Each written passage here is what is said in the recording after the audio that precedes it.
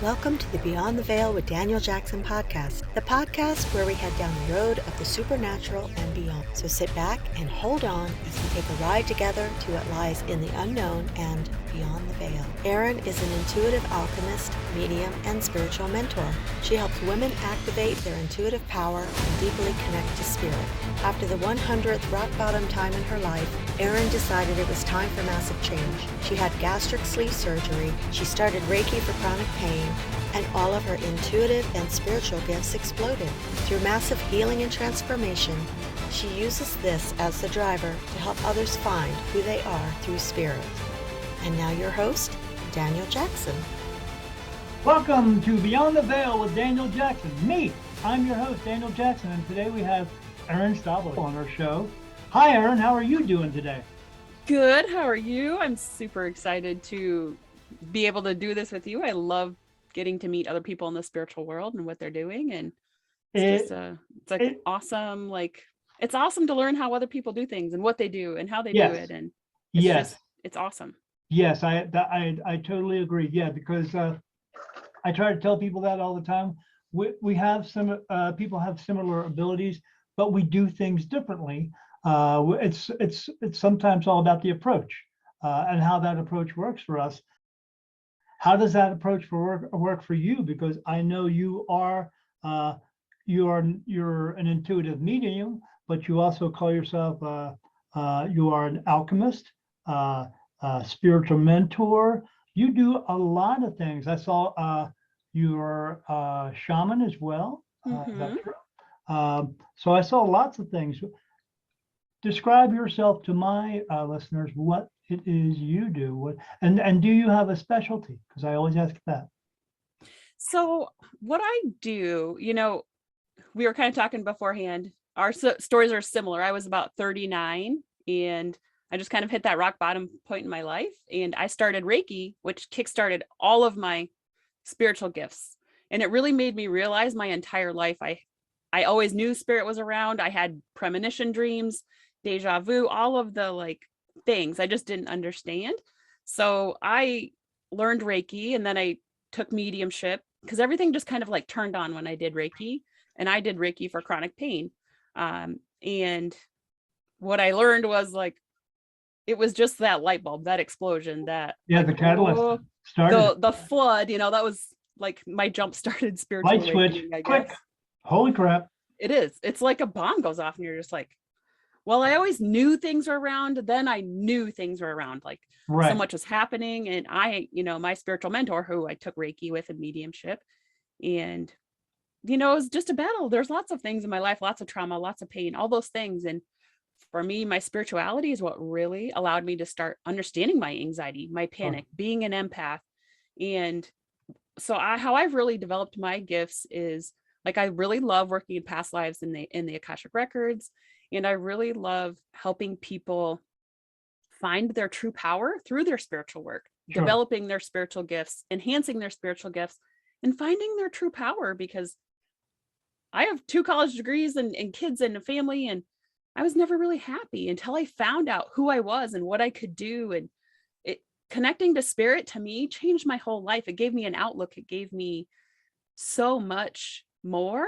And that's just what I love being able to help people do. So I always just kind of tell spirit, I think I need to do this, but you need to make it easy. You need to make it fast, and you need to make it affordable.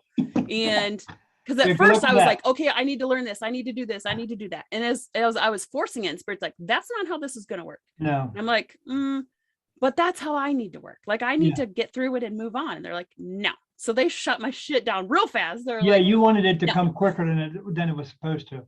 Yeah. Okay, I figured this out. Now let's move on. Yeah, you had to learn it, and you had to learn by going through the steps and how things work for you. And you're not going to do that. Just like anything in life, you're not going to know if you're good at something unless you try it, and it takes a long time to figure it out for yourself. But you said this came on for you when you were 39. Do you mind if I ask how old you are now? I'm 43 now, so it's been a few years, and it was really just life-changing. I really learned to start healing, truly healing. I've been through therapy. I've taken medication. Nothing helped my anxiety, my depression, my pain. No. None of those things. And that's not saying that that doesn't work for people. It did not work for me.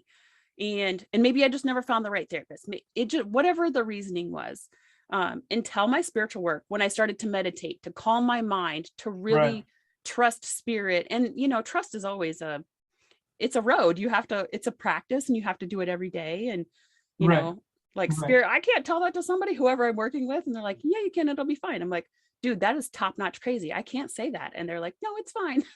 You know, so you have to like really trust spirit, God, spirit, universe, whoever you're kind of calling in and working with. And it's a process to build. It's a process to understand. And so spirit cut me off real fast in my spiritual journey of, no, you're going to learn this, and then we'll give you this.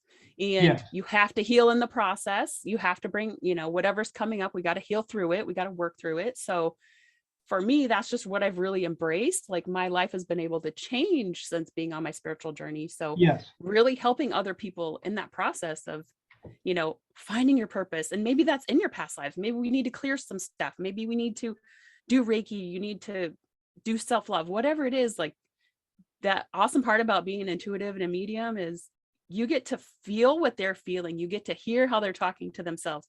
You get to know what's going on with them with them not even knowing what's going on with them. So you can go deeper. You know, it's just this twist of like, I can see how amazing and incredible these people are, and they don't feel it in themselves. You know, it's our own self-worth story. We have hard time with our own self-worth. So when somebody else can help you pull it out of you and empower you and help you on your path, and maybe it's not just working with me, but maybe it's working with 3 other people as well at the same time. But just really, like, that's why I love, and spirit always just gives me now, like, okay, like with shamanism, I was like, I feel like that's something that I'm going to need to figure out within 6 months.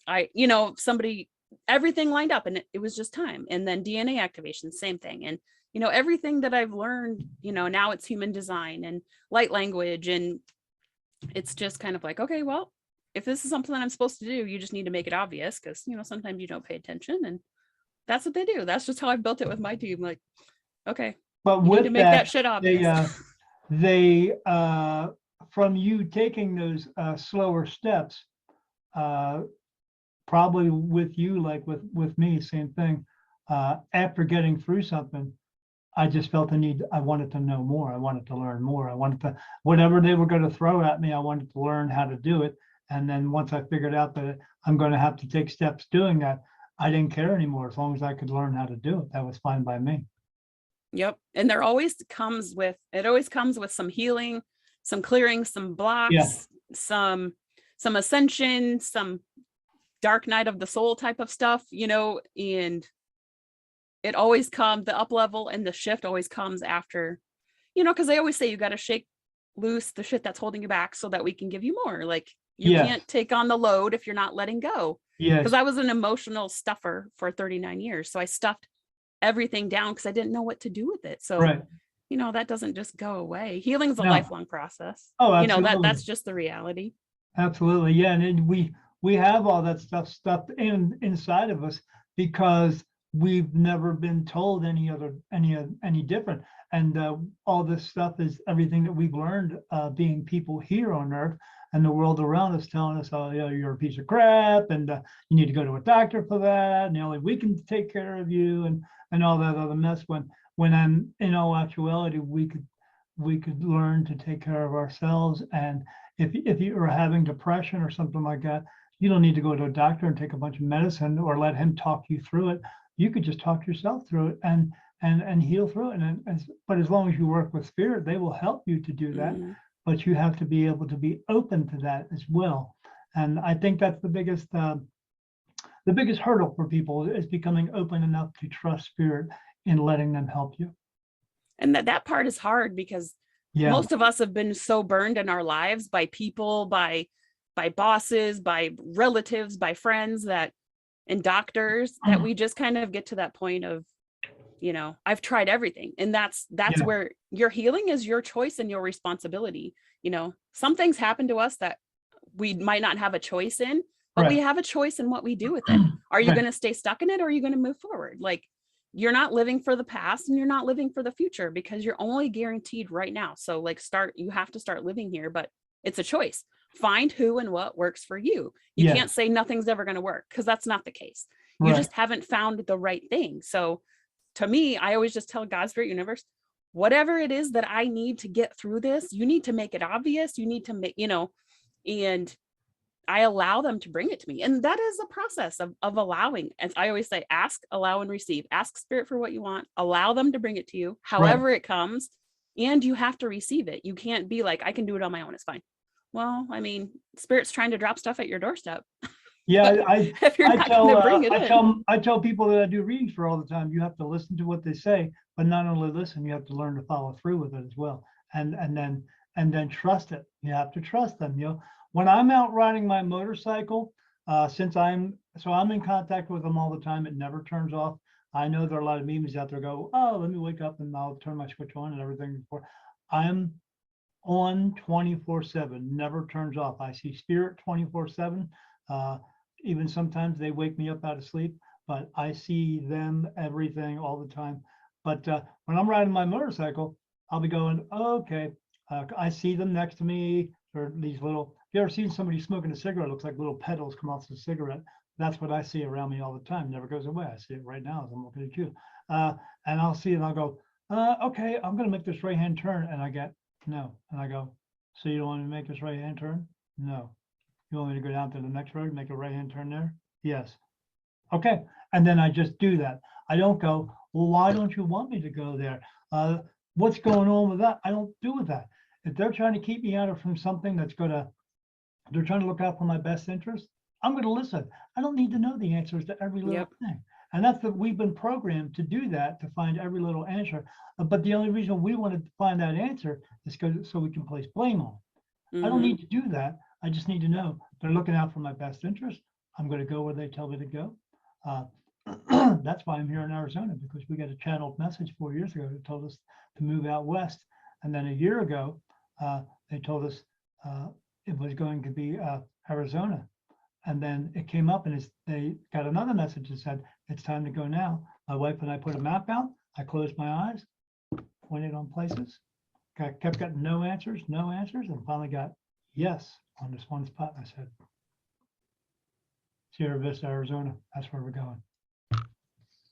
Yep, that's awesome. And whoever's listening to this, if you're on your spiritual journey, it is not an overnight thing. Building trust with Spirit is a lifelong process. I mean, there's some days where you're like, you told me to do this, and that was a shit move. Like, I feel like you're hurting me, and they're like, that's not the case. There's a lesson here. You have to, and it's yes, there's a lesson to learn. So I've started going away from the, oh my God, how much worse can it be? Or, and it's, you don't make mistakes. You're learning lessons, whatever it is, no matter how hard it is, how painful, how brutal, a loss, whatever it is, it's a lesson. What are you learning from it? What can you take from it? And what can you do differently? Absolutely. Because it shifts all of this stuff in your soul. Like I like to say, it just really, you stop blaming yourself for things. You stop taking all the responsibility. You stop harming your mental self because you made this one mistake. Big fucking deal. Move on.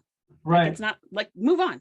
And it changes a lot of things in your life when you're just like, oh, okay, well, that blows Spirit, but what am I supposed to learn? Like, let's bring that out, because I'm kind of pissed. I always tell people they're not really making mistakes. What you're doing is, I always tell them there's no right and wrong. There's no epic failures. There's no mistakes. There's only what works for you and what doesn't work for you. But in order for you to find out what doesn't work for you, you're going to have to go through some things, and people call that a mistake. But what you're finding out is that doesn't work for you. And so the way I say it is, if you walk through a door and there's a nail in the floor, the lesson to learn is, if you trip over that nail, go get a hammer, bang it in. But some people continue to just complain about it and fester about it and bitch about it. Over that nail for 4 or 5 times or the rest of their life, just because they're not good at learning lessons.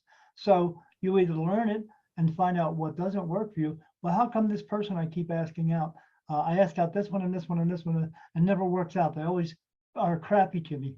Well, stop asking out that type of person. You have to think outside of the box. You got to move in different directions, because you're never going to know what actually works for you. So yeah, it's all a lesson. I this screwed up here. Well, did you figure out how to do it differently so it doesn't screw up anymore? Oh, well, I did. Okay, lesson learned. Done. Mm-hmm. Walk off and go to the next one. Yes, because And I mean, you have to take your lumps too, because sometimes you're just making bad choices, or you're right. it's kind of like they always say, Yeah. like you can't do the same thing and expect different results. Like, right. you know, sometimes spirit's just like, Jesus, how many times we're gonna have to go over this? Yeah, Like, just a couple more. Like I'm almost there. Yeah, you know? just a couple more. I know. Boy, yeah. Yeah, you do sound like me. Holy crap. Yeah.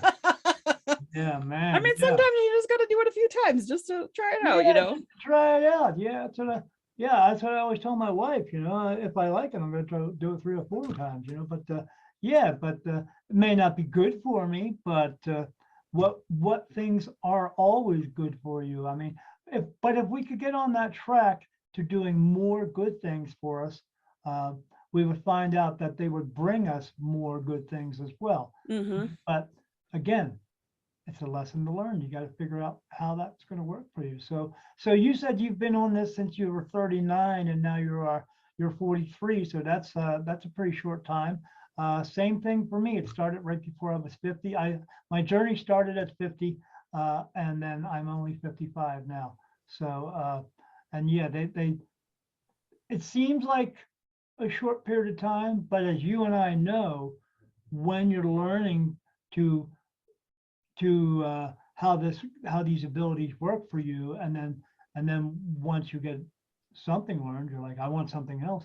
But yes, those steps, it still takes a long time, but I mean, the 5 years, I mean, well, and I think you and me are similar, where the reality is I might have just been putting my energy to this for the last few years, but this stuff has not been unusual to me for my whole life. It just finally makes sense to me. Yes. You know, and when you start working in your past lives, when you start doing these things, everything just flashes back like, oh yeah, I've done this. Oh yeah, I've done this. Like, totally makes sense. And when you allow spirit to bring you what you need, and you have that energetic kind of shift, like, yeah, totally, I'm into it. And or you're like, no, that's not for me right now, you know, and spirit's like, okay, I'll bring it back later. But you know, it's just a whole process of learning and shifting and changing from your kind of human self to, you know, I'd taken quite a few classes before I was 39, but nothing ever was like revolutionary. We're like, oh, okay. Or I just didn't find the right person, or whatever it was. You know, it just wasn't the right time. Yeah, and sometimes there are people out there who are in this as well, but they don't always necessarily resonate with you at that moment either. So you go look for something else, but at least you went out and tried to look too. A lot of people, it's hard when you don't know where to look. You don't know where to reach out, and because it's still, even though it's coming out a little bit more, it's starting to be a little bit more accepting to everyone, but still this isn't like an everyday thing. When I got with this group of mediums that I met, and they were all set they're all set on their paths there, and I was the new guy, right? And I told them, I got this going on and this going on. And they're like, oh my God, your energy, holy crap. And but they told me about this place. It was called Illuminate the Beach, and it was going to be in my area. And then it was just this Illuminate festival, and they had them all over the place. And I was like, I've never heard of it, but go. And that's when I went. When I walked through the door and I met all those people and made all these contacts, I finally felt I could exhale, because everybody here understood me. And finding your people who understand you is a big thing, because you don't want to do this alone. And I tell people all the time to reach out. I mean, do you have the same experiences when you meet others? And you know, that's something I always, whenever I post or talk on social media, it's, you know, even if you just have a question, you could always DM me. Because same way. So like for me, I think probably for you too, I remember one time telling my mom what I was experiencing, and she fucking got the biggest eyes I've ever seen. And I was like, oh, I can't tell her that anymore. But she actually died when I was young, and now that I can, you know, communicate with her, she went away when I was a lot. Like she went, I didn't know where she went. She would go away for time periods. And I learned that she had my experiences. And when she said something, they put her somewhere. And I think, you know, people like my mom would have been like close to 70. I think we're in this revolutionary time of, it's coming out, it's getting better. Yeah, you can't, even tonight I told my husband, I was like, we need to leave, because I have a thing, and he's like, saying it in front of my whole family. I'm like, I don't talk about it in front of, Yeah. I said, it's So not that I'm selective or hiding it, but it's just, some does things I that just mean you don't want to. haven't really outed yourself to them? I did that. I mean, I've told my dad and my stepmom, like, I don't think they 100% know that I have a spiritual business, or I, do the things. But it's not that I care. It's just, I don't know. It's just my family. I grew up Catholic, so kind of I had to ditch that mentality. It took a long time to grow up. It took me a long time to get rid of I'm going to be possessed by the devil. Yeah, because I'm a medium. Grew up Catholic too. Yeah, same thing.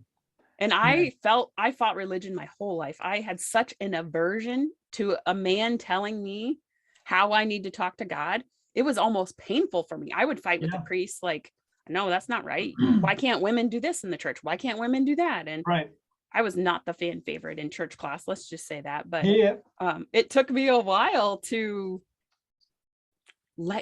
not be afraid that God was going to damn me for communicating with spirit. But I'm closer to him now than I have ever been in my entire life. Yeah. And when I started Reiki, he started really coming in, and I was like, well, why did you leave me when my mom died?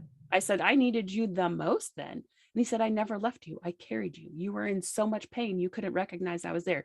And it was just like this pivotal moment for me in my spiritual kind of journey of, holy shit, he really was there. Because I could feel it in my whole body. Like, he really was there holding me and supporting me. I was just in so much pain that there was no way I could recognize it, Yeah. And they wouldn't let you fall. That's for sure. No. Yeah. Same thing here. I didn't like religion, fought against it, did not want to go to I had to go to Sunday school and CCD, and that's what they called ours. Yeah, man. Yeah, it sucked ass. It did. And I don't know if I mentioned, but I have no filter. But anyway, yeah. So so you say whatever you want to, because God gave us an ability to make sense. Good. Sometimes I worry because I'm like, shit, I don't hear them swearing, so I'm afraid if I bust it out, it's gonna. No. I always tell people, God gave us an ability to make sound. Man created words, so you can say any word you want to. It begins with the letter F that doesn't sound like fire truck, and he doesn't give a shit.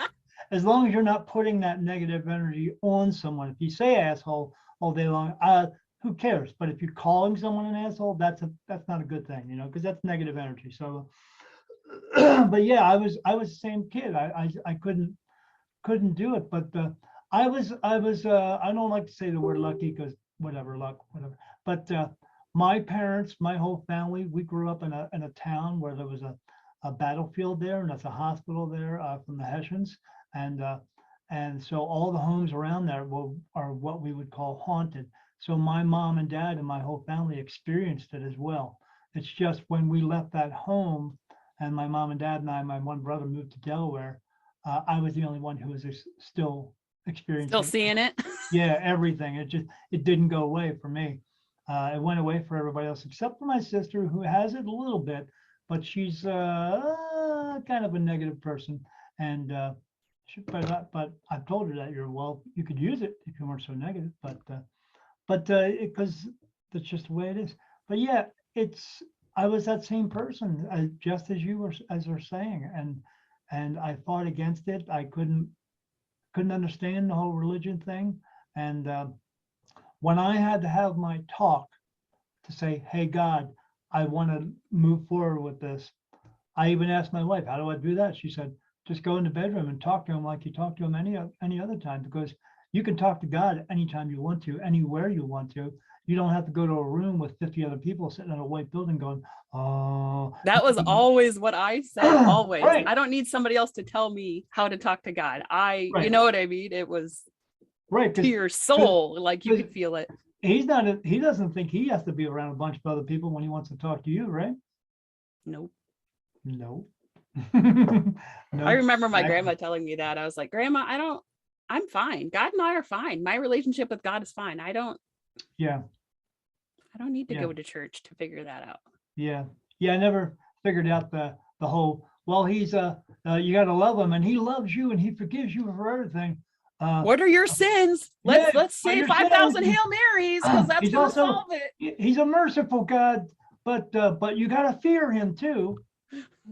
What is it you want me to do here? Because you're throwing all these different things about it. Yeah, it's all just to keep you confused, more or less. Mhm. Because they want to tell you how to live your life the way they want you to live it, while giving you giving them 10%. How did they know about 10%? Thousands of years ago, because kings and queens wrote that book. That's why.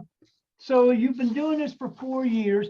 When did you get into the shamanism part? I'd like to know that.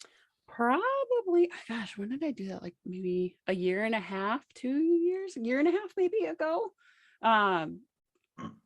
Is it something that just interests you, or did you actually feel I drawn felt to that? really called to it. Like I knew, like deep in my soul, that it was not a coincidence that every time I heard that word or anything about the practices or principles that, like, I've lived in, like, in the past, especially like Mayan times, or like really deep connections. So when I started that kind of program, there was like 13, it was like the Munich rites. So there was like 12 or 13 weeks where we kind of went through the activations, and you're Sure. learning, and it all made so much sense. Like everything I'd already been experiencing and doing was things I was starting to learn, which for me on my spiritual journey, Because it was already, that's how it's been. Like it was already part of you. That's why.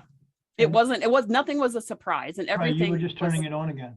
yeah, Yeah. and it made sense and resonated. And that's when I just started learning to give things over to spirit and be like, okay, well, you got to bring me what I need. Because sometimes I'm like, oh, that sounds kind of interesting. Or sometimes I'm like, oh my God, if I hear that word one more time, I'm going to lose it. Like keep hearing the word activations, and it's been bothering the shit out of me. And I took a light language class a month ago, maybe. And I was like, holy shit, it makes sense. Like, this is what activations are. Like, I have been channeling symbols for years, and all of my journals, all of my channeling journals, whatever. And I've been creating symbols for people forever. And I knew they were galactic. I knew they were coming from above. Somewhere else. Yeah. Didn't really know who or what, but when I took the light language class, everything made sense. Because I've had a new guide hanging around for about a year. I'm like, what the hell do you want? She's like, it's not time. I'm like, okay. Like, you just wait it out, you're like, well, you guys got nothing but time. So I got nothing but time. So when I took light language, she's like, that's what she was for. So she was just waiting out the situation, Yeah, because there's no space and time for them. Them waiting. It's like, oh, it's time now. Yeah. That's I had one of those as well. And he hung out for 3 years before it was actually time for him to come in. But I have gazillions of them. When I said earlier, like I get touched on my face, each different touch is so all my guides are archangels. And I ask them, how many do I have? I used to ask that, and they said, all of us. And I said, how many is that? And they said, thousands. And I said, so I have all of you? And they said, yeah. So, I mean, so I know all their names. When I first started out, it was just 2. I think now I'm up to, let me ask them, 24. So they just, because I asked, the question came in and then they answered. So, and I know all their names and who's doing it: Michael, Uriel, Raphael, Gabriel, Ezekiel. I have 1, 2, 3, 4, 5 that just came in the past 2 weeks. There's huge shifts going on. And you know what's Yeah, interesting? oh Like, boy, isn't it? I built with my team, they touch me, my hands. Usually the angels will touch my head. Yes. Isis is on my back, but like I had to develop that with my team because yes, when I work during the day, I'm not always tapped in. Like, right. Yes, I always know they're present, but I'm just not paying attention. I'm like, hey, you're gonna have to like get my attention if you want me to like catch on what you're throwing down. Did they so do like all of something my to you to do that? No, I had to start doing that because I was like, why are you guys never here? Why are you never present? Why are you never stepping in? Why are you never giving me information? And they're like, you have to ask. Yeah. I'm like, well, fuck, fine. Yeah. I'm like, fine, then let's create a way. Like, I need you to touch me, to bring me into a point where I know who it is.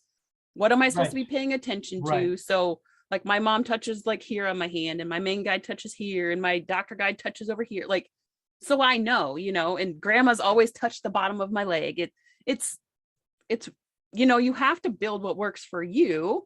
Some people don't like spirit touching them. That's totally okay. Well, build the numbers or the colors or the signs, whatever, it's, and that for me on the spiritual journey was huge of, I can do it my own way and it's okay. I don't have to follow. I took some classes where they're like, you have to do it this way or you're doing it wrong. Holy shit. Talk about shutting off your spiritual abilities, because everything you created, they say is wrong. And you're just like, oh my God. So now when I work with people, it's like, okay, this is what works for me. Let's figure out what works for you. What works for you. Yes. How are you receiving information? What do you want to be doing with it? Like, and let's get over the fear factor. Let's stop shutting ourselves down. There's just like a million things, and fostering people where they're at. Cause you and I do similar things and we probably get information differently. So, right. Everybody can tap into whatever they want. They just have to figure out what works for them, Right. What works for them. Because I get when I get touched by general spirit, that's what I call them. I call them randos. Yeah, randoms, right? Yeah. Oh my God, it's funny. Yeah, I have to write that down. No, I'll have it on recording. So I because one of my main abilities that they gave me is I cross spirit over into the light. And that's why I have archangels with me, because they protect me from all the negative energies. So much so, I don't even have to do any like regular grounding work or anything. They are protecting me all the time. I actually get to watch them do it at nighttime. And when I'm in a dark room, I see used to see these just pulsing blue and white light around me. Now I actually see their faces and what they look like. So I will see a negative energy comes in, and it comes in glowing red.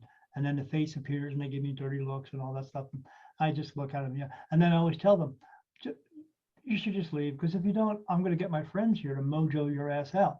And, they go, oh, and they get all nasty and just say nasty shit. So then I just tell them, hey fellas, will you get rid of this? And out of nowhere, I see in the dark room, I see these globs of white energy come down and go and attack it. And they go, and I go, told you to leave, And so for me, if I'm out in the regular real world stuff, if I walk into any haunted home, or maybe extremely haunted home with negative energy or anything, you hear about people getting scratched and stuff like that. Nothing.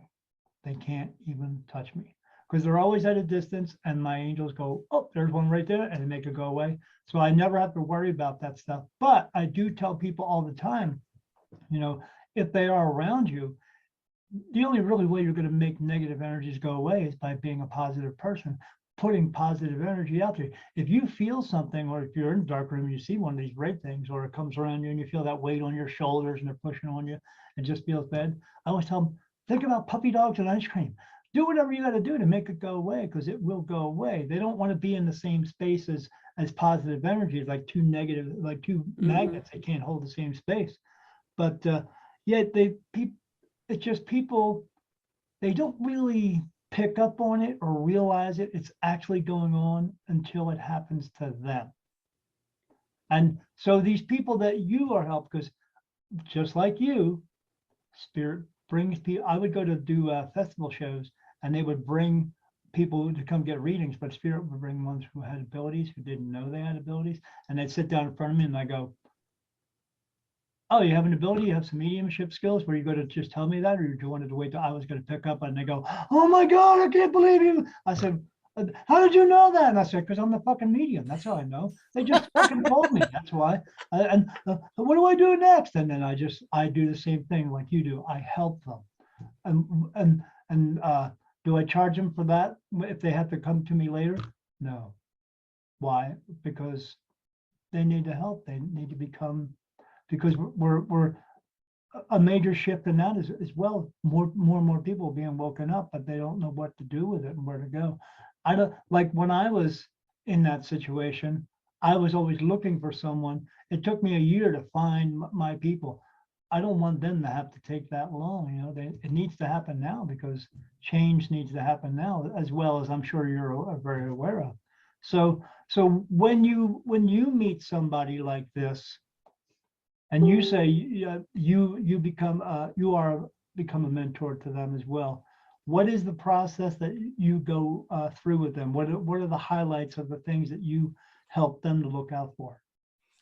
So, if it's just somebody curious, a lot of times kind of the same thing, not necessarily at a festival, but they'll just be like saying things. And I'm like, oh, well, you're this or you're that, and they're like, what the hell does that mean? I just met somebody this week at a doctor's appointment, and I was like, nice crystal. There's just some telltale things. Sure. She had a crystal necklace on, and I'm like, oh, nice crystal.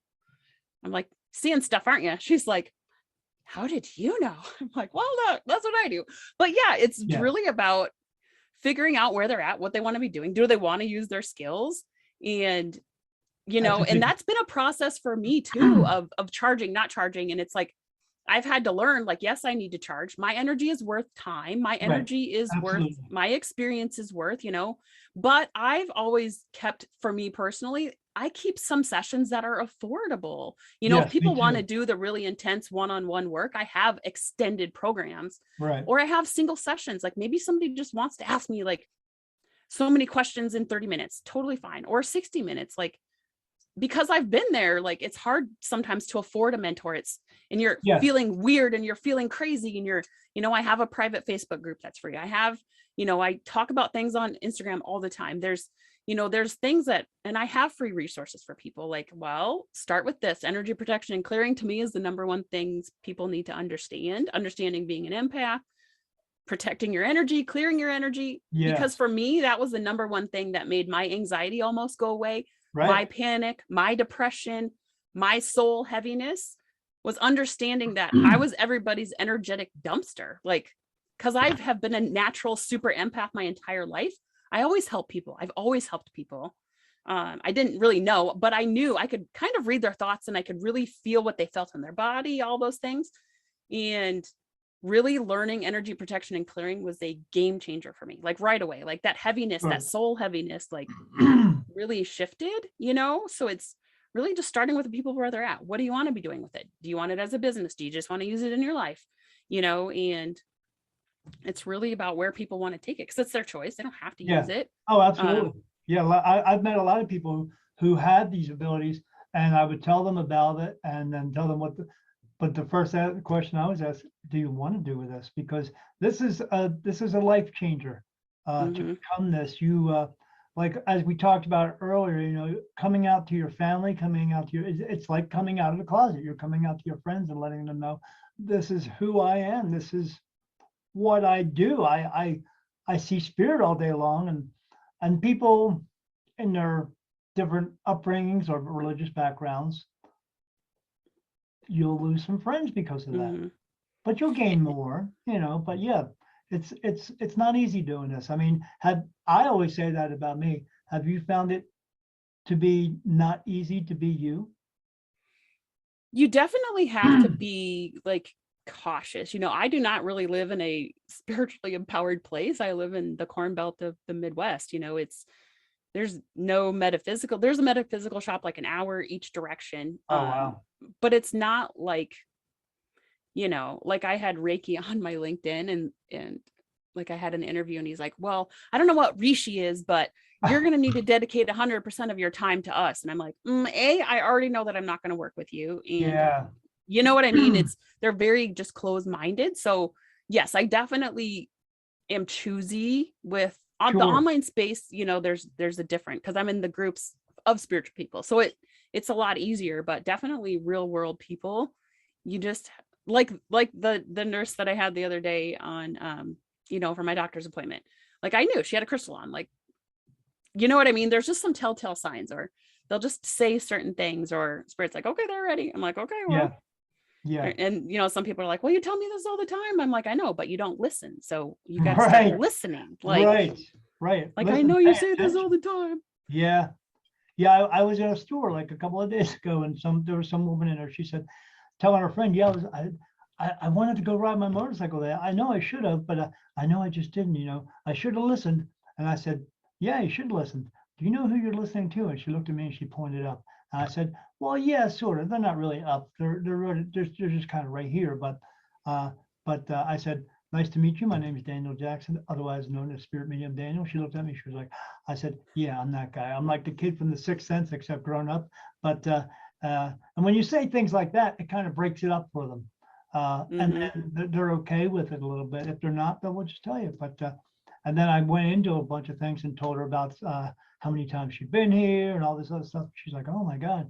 And the guy next to her was like, I can't believe you're telling her that stuff and all this other stuff. I said, why? He said, oh, well, some of that stuff, everybody wants to know. I said, if we were more forward with each other in this world, with this place would be a whole hell of a lot better. And he's like, you're right. What can you tell me about me? And then it was there. I was there for 20 minutes. And that's how those types of conversations come across.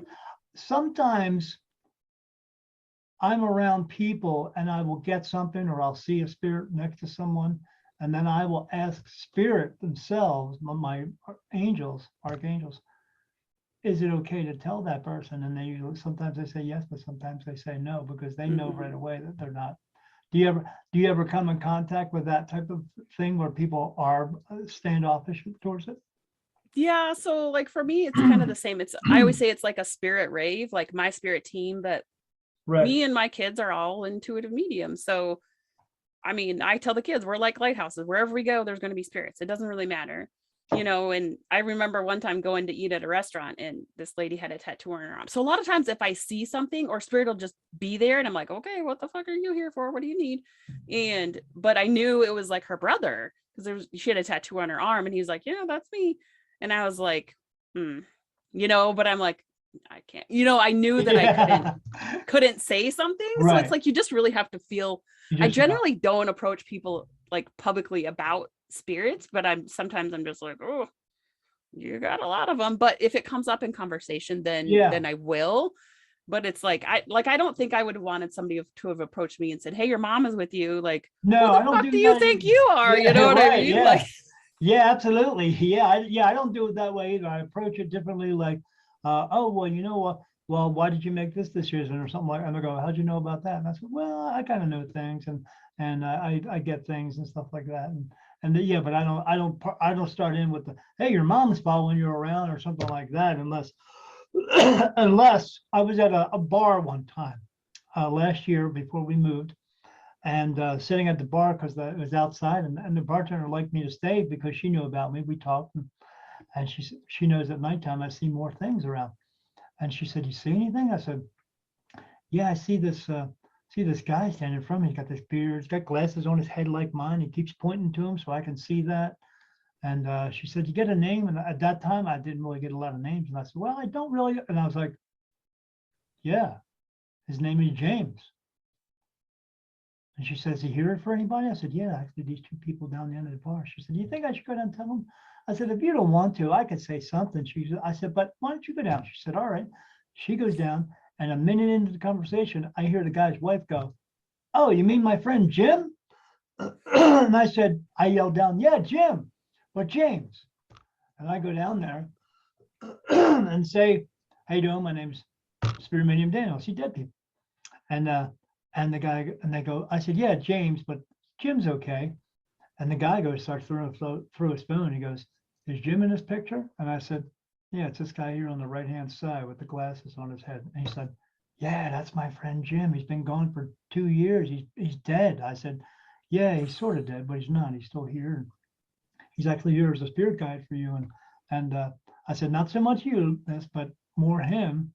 And I said, because he tells me that you're his son. And he goes,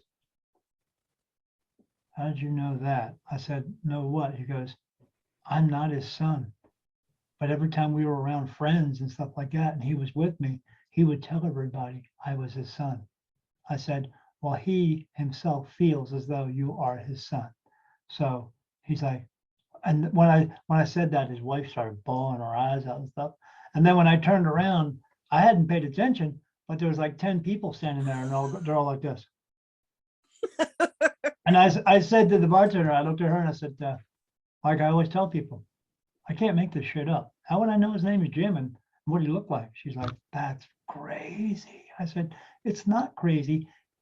We could all, we all came into this world with this, but the world, they taught us the ways of the world, and a lot of it went away from people.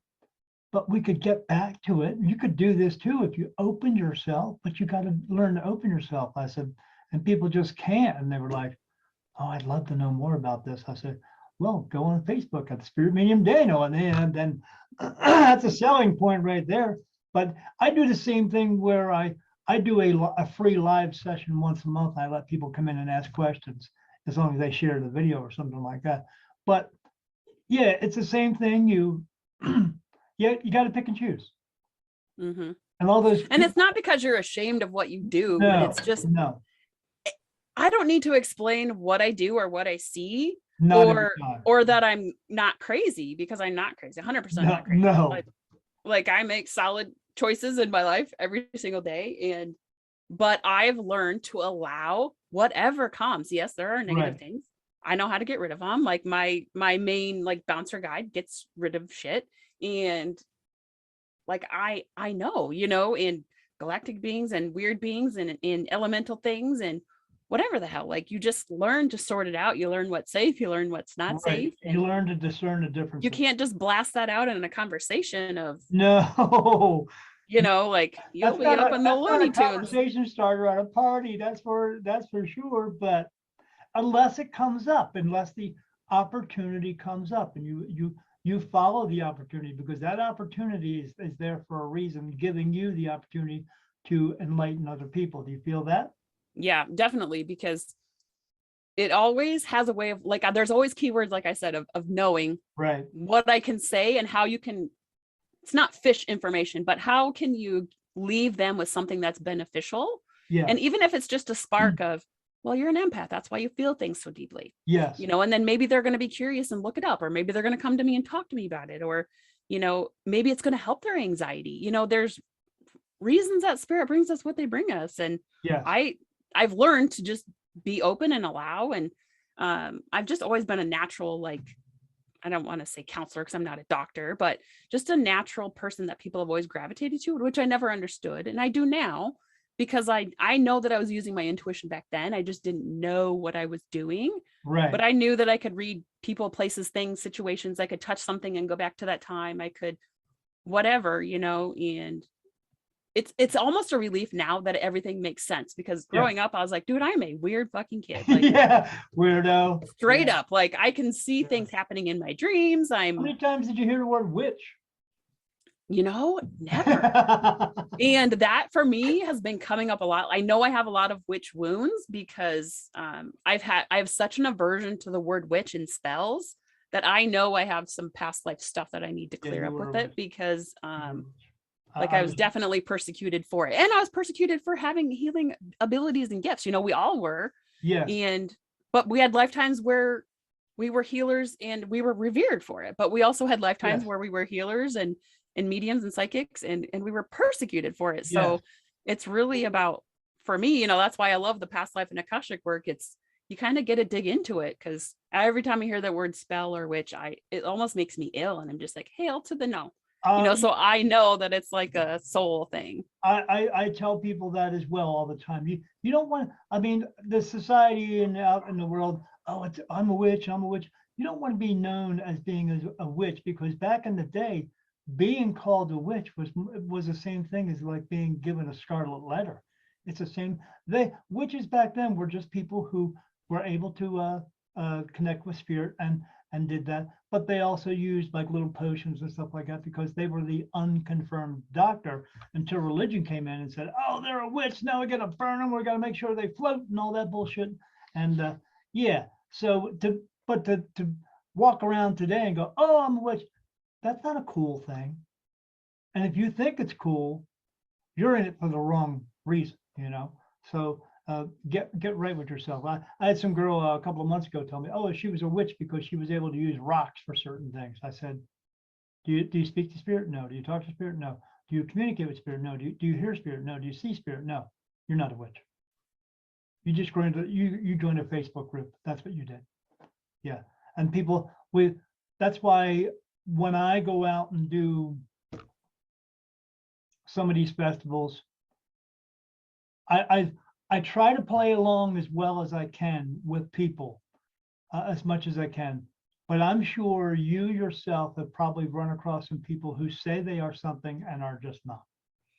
And I think it's the good and the bad. And that's the best part about being like a spiritual mentor, is you can dig into the root of people, like they're saying something and spirit's like, fuck, no, they're not doing it, they're lying. Or they've said they've done everything, whatever it is, but it's the same thing. It's like, if you need to clear a house, or like I do a lot of like distance clearings and things, and they're like, oh, I've never done witchcraft, I've never done a spell, I've never opened a portal, a bull to the fucking shit, because what I'm seeing in your place is not something that just happens, and it's hard sometimes because you're just like, oh my God, get the fuck out. Like, I don't want anything to do with you, your energy, the shit you're doing, or, and they're saying that because they know what they did. And now they're just trying to, oh, it's got to be something else. No,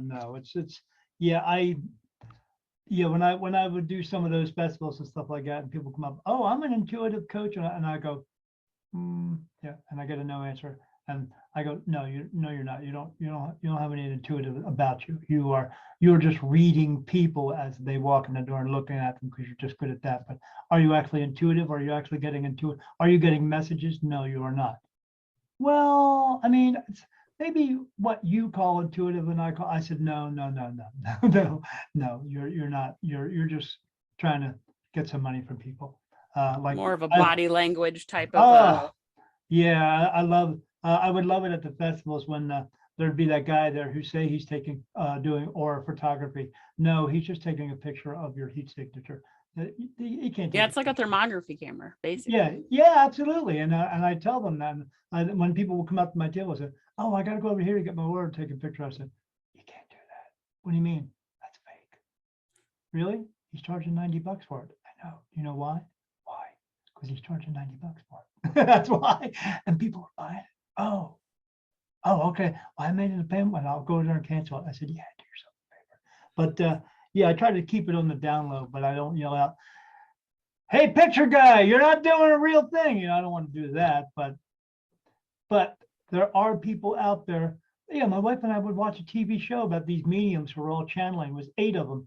And we were watching it, and she's gone, what do you think? I said, oh, well, that guy's not actually channeling. Let's watch the next one. Oh, she is. Let's go to the next one. No, that guy's not channeling either. I said, it came down to 4 actually were, and the other 4 weren't. I was like, we can't watch the show anymore because I know these guys faking. And he's going, oh, Spirit's coming into me. And I was like, oh my God. No, knock it off, man. So it's hard to do. It's hard to be real, especially when we have TV and movies who make us all out to be psychic mediums or all one thing or we're all witches or something. And then we have to get people to get past that crap and tell them to stop listening to that stuff. But do you ever come across people who say they want a reading from you, but they're still, on the edge? What kind of advice do you give them when they come to you like that?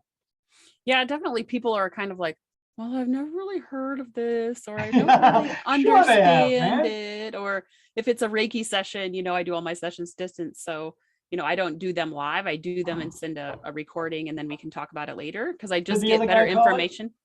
What did the other guy call it? The guy who said you were going to work from Reiki or something like that? Yeah.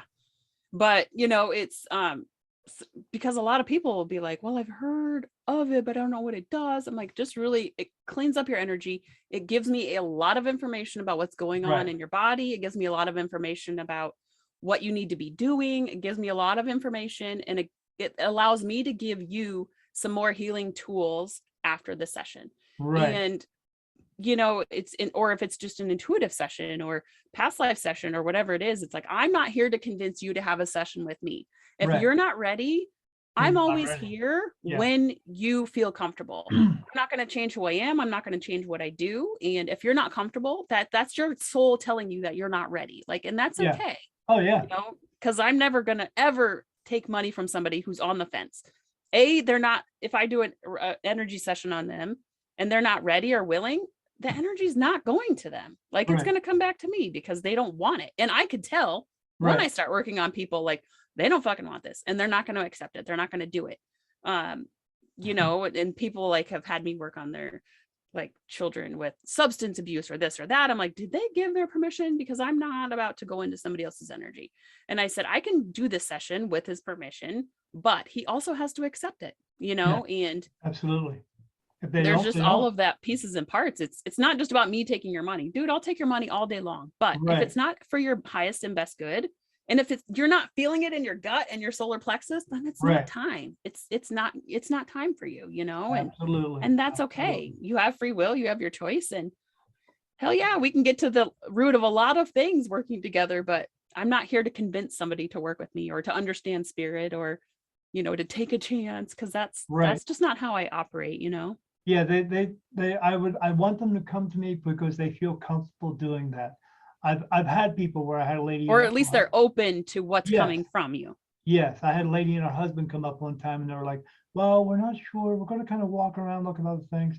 And I said, okay. I said, Spirit's telling me something. I said, all right, well, I'll see you guys back here in an hour. I'll be here.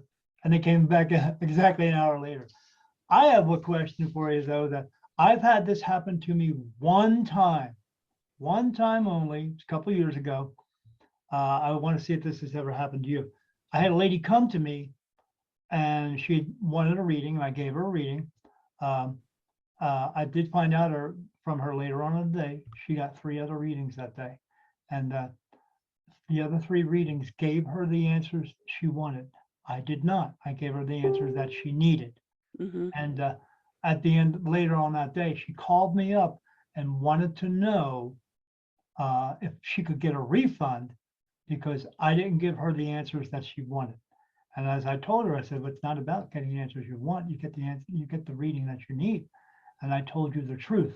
The other 3 did not tell you the truth, and they stole your money. And I said, everything that I pointed out to you, you admit it was correct. And she said, yeah, you were correct on all that stuff. I said, so if I was correct, then why are you asking for a refund?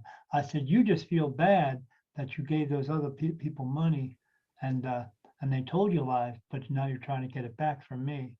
I said, so have you ever had someone come to you for a reading and because as we know, not everybody likes the truth. Did you ever come encounter with someone who didn't like the actual truth and say, oh, I want my money back?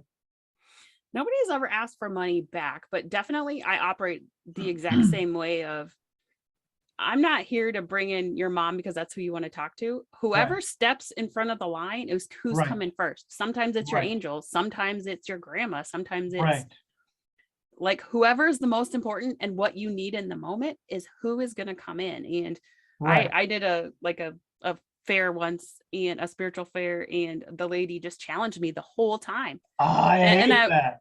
And I was like, look, I'm here to do past life work, not read souls, spirits. And I was like, well, a lady is coming through. And I was just kind of went through whatever I was seeing. And I'm like, are you going to travel to Colorado? Do you want to move to Colorado? And she's like, yeah, but there's one person that I need to hear from. And I'm like, I said, I don't know what you want me to tell me, because she's super powerful and she wants the show. Like she wants to be the leader. And I'm like, there's a man standing way far back, but he's not speaking. And she's like almost starts crying. And so it's like, obviously, that's who she wants to talk to. Yeah. And she's like, but my stepmom won't let him come forward. And I'm like, I don't think you can handle it. Like, I don't think that you're prepared.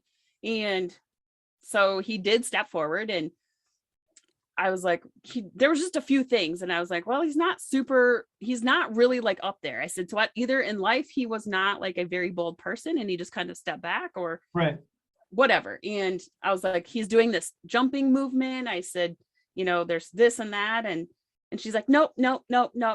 I said, and I had a horrible migraine at this point. And I was like, you know what? I don't know what else, you know what I mean? There's just nothing else that I can do for you. And her friends came over and they're like, what do you mean? Your dad did this? Because he would do that quarter trick with the quarter behind the ear. And I was like, he just shows me a quarter in the ear.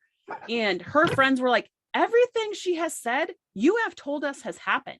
And it was like, she wanted to hear something specific. And I'm like, that's not how I work. No, if you want to see the yellow rose that you're seeing, so you know that this is true, that's not how I work. No. He is going to bring in whatever he feels is important, and your stepmom. I said, that's not how I work. And her friends were like, oh my God, yeah, that happened. Remember that happened. This happened. This happened. This happened. And she made me get up and jump, because I was like, I can't, because I have a fake knee. I can't jump and do those things, because he was like clicking his feet, like jumping up, like like the old She wanted you to like show Dick you Van how Dyke, to remember? doing it? Oh Yeah. my God. She's like, and I was like, I can't jump. I can't do it. She And knows what's going on, but she yeah. And she's like, that's what I do for my patients to cheer them up. Well, good for you. And she's like, I was like, well, yeah, that's your dad. That's him telling you that he's there to, you know, support you. And he's always with you, because I know that's what you want. You want him to be with you, and he's always with you. You never have to question it. Like, you don't have to have me to prove to you that he's with you. He's with you. You're seeing signs. You're ignoring them. You're pretending like it's not happening. You're in so much grief. I said, you know, she's like, oh my God, you know, and I was like, dude, you know, like, but yeah, it's the same thing. I work exactly the same way of, you might want to hear from your mom or your sister, but whatever you need most right now in your life, that's who's stepping forward. Yeah. And it might just be a guide, you know. So usually for me, they line up. So the first one at the front is the most important one to get through. And, you know, it's, you know, sometimes it's a spirit. There's always a spirit, but sometimes some people have one person come in. Sometimes people, and I always say, what is for their highest and best good, and what do they need right now? Because, you know, if they're coming with a session, if they want to understand something specific, why am I being held back, whatever it is, you know, and if spirit drops in, that's what it is. Like, I really allow it to be open, and that's, you know, the less I control things, the better off it is. Right. Absolutely. Yeah. I tell people all the time, you know, just because you want to talk to your mom doesn't mean she wants to talk to you. Was your mom here at your beck and call when she was alive? Well, no. Well, why do you think she's going to be now? She gets to go to heaven where there is no pain, anger, sorrow, grief, and guilt and all that stuff, and go do what she wants. It's like, if you're living here your life, you don't want to be told what to do by anybody else, do you? And they say, no. I say, you know, neither do they. If your mom lived 3 hours away, are you able to get up every day and drive and go see your mom every day? No. Well, they don't want to see you every day, but if they want to see you, they will say something. But it's not like they're waiting around all day for you to ask a question. They're going to give you signs, but you got to open your eyes. You got to see them. And I would tell people, yeah, she's giving you signs all the time, but you're just ignoring them and you're not paying attention to them. So, you know, what's going to change now? Are you going to change now? Are you going to pay attention to what she says? Are you going to follow what she says? Because if you don't, you're just going to be stuck in the same hole. But people just don't seem to get that all the time. You have to, it's unfortunate because, like you said earlier, you're not a counselor. But in a sense, we are. We give them the reading, we help them with the information, but then we have to explain it to them. And then we have to use our empath parts to give them empathy to go, this is why it's happening. And look, you got to really pay, and you have to talk them through it. So we are a counselor to them in a sense, even though we don't put that on the resume. You know? Yeah. I mean, I've been through like life coaching and whatnot, and I have taken a few years of psychology in college. I'm not a psychologist. I'm not a therapist, but to me, like, coaching people has been a natural, mentoring has just been a natural thing. And now that I understand it, you know, and I always leave people with, okay, this is what we talked about. This is what we cleared. This is what we worked on. And these are the steps that spirit is really laying out for the next week, day, month.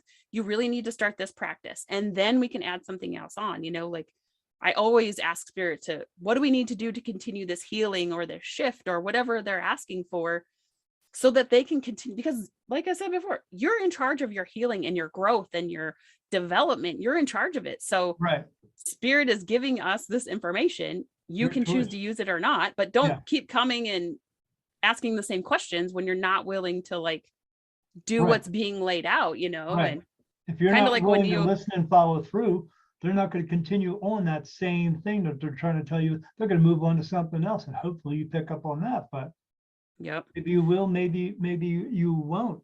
But it's not always easy. Like, again, because as we know, that they come for the reading, but they don't always listen. You know, I had a lady one time. She got a reading from me about a business she wanted to open, and I said, no, don't open it. She said, why not? I said, well, because you're going to get a partner that you don't want. He's going to want a quick return on his money, and you're not going to be able to do that, and so it's not going to work out. Saw her a year later, and she says, as the usual, do you remember me? And I go, lady, I do a lot of readings. I mean, come on. And she said, oh, I wanted to open a business. And I said, oh, hold on. And I said, oh, you wanted to open a business? That's right. Right across the street. She said, yeah. How'd you know that? I said, because you're talking to the fucking medium. And because that's how I say to everybody. And she said, I said, and I told you not to open it, right? She said, yeah. I said, how did that go? And she said, I opened a business. I said, and how did that work out for you? She said, I closed 3 months later. And I said, why? Because of that partner? She said, yeah, I got that partner you said I didn't want to get. I said, and he wanted a quick return on his money, right? And she said, yeah, he did. And I couldn't provide that. So I had to go out of business. And she said, and now I owe him $10,000. And I said, yeah, because you didn't fucking listen to me. So since you're here now, are you going to listen to me now? She said, oh, yeah. But you know what she did? This is something I want to ask you. And the reason I'm bringing this up, because this happened to me, I want to see if it's ever happened to you. She said, okay, so she asked some questions about her daughter and having a child. And I said, yeah, it's going to be a boy. And I said, there's going to be some complications, and she'll push, the child will grow out of it by the time it's 3 or 4 years old. But it's going to have some ear infections and some breathing issues. And this is when she said it. And I want to know if this has ever happened to you. Yeah, that's what the other 3 mediums told me. It does, and it happens constantly. And we so want to know what's going to happen in our life, you know, and yeah, it's a tough thing, because it's like, what, it wasn't good enough when I told you, you know, and you start getting that like, oh my God, am I just not good enough?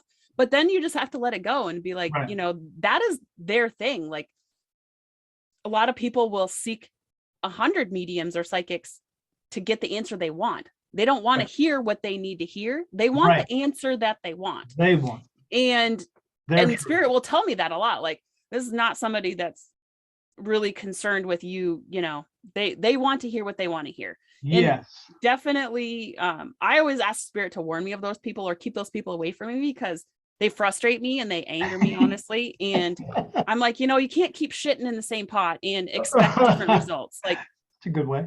You know, and it annoys me. Like, I just tell spirit, just keep those people away from me. I don't want, you know, and you could probably have those people as clients on the hook. Like, you could probably have them like 10 sessions a month because they just want to know. But dude, it's energetically draining, you know, like start thinking for yourself, start feeling confident in your intuitive hits. Like, okay, I don't think this is a good move, and run with it instead of like needing validation. And that's, we grow up with this needing to be validated and seeking approval and all of these things. And, you know, I personally, I ask spirit to keep those people away from me, because I don't have time for it.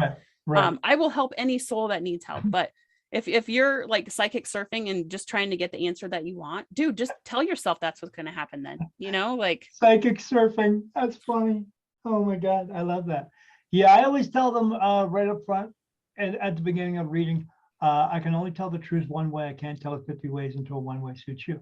But yeah, they're always looking for their truth. It's not the truth that really it's just, this is the way they want to hear it.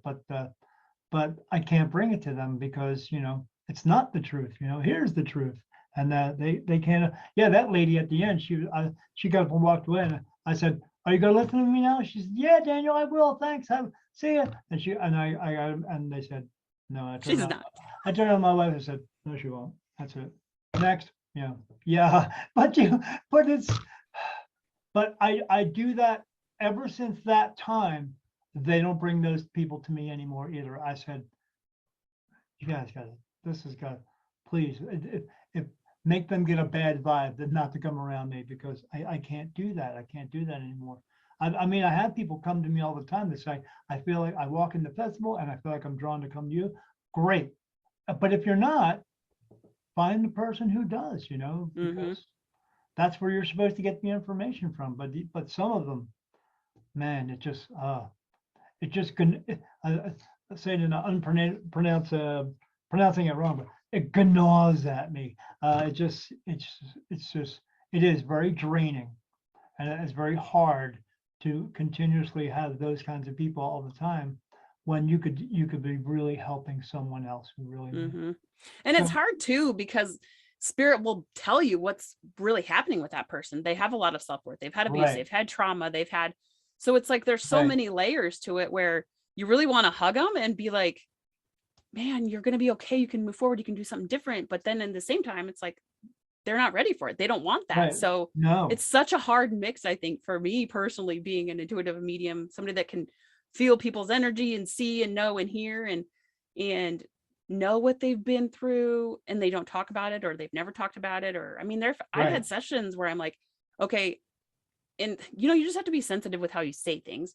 And I just remember this one session, and I was just like, look, I know what happened to you when you were a teenager. I know you've never talked about it, but if you don't heal from that situation, you're never going to have the relationship you desire. Right. And she's like, oh my God, I've never told anybody. I'm like, I know, but I need you, and spirit needs you to start moving forward. You need to find what works for you to heal and move forward from this. Yes, my session is healing and clearing, but that's not something that you just get over. Like, you have to start bringing it back up and dealing with it in a safe and healthy way. And because you're never going to have a relationship that you desire until you heal these parts of you. Right. And that's hard in itself, because us as mediums, we can feel and know, and intuitives, and maybe not all of them are like that. That's how I operate.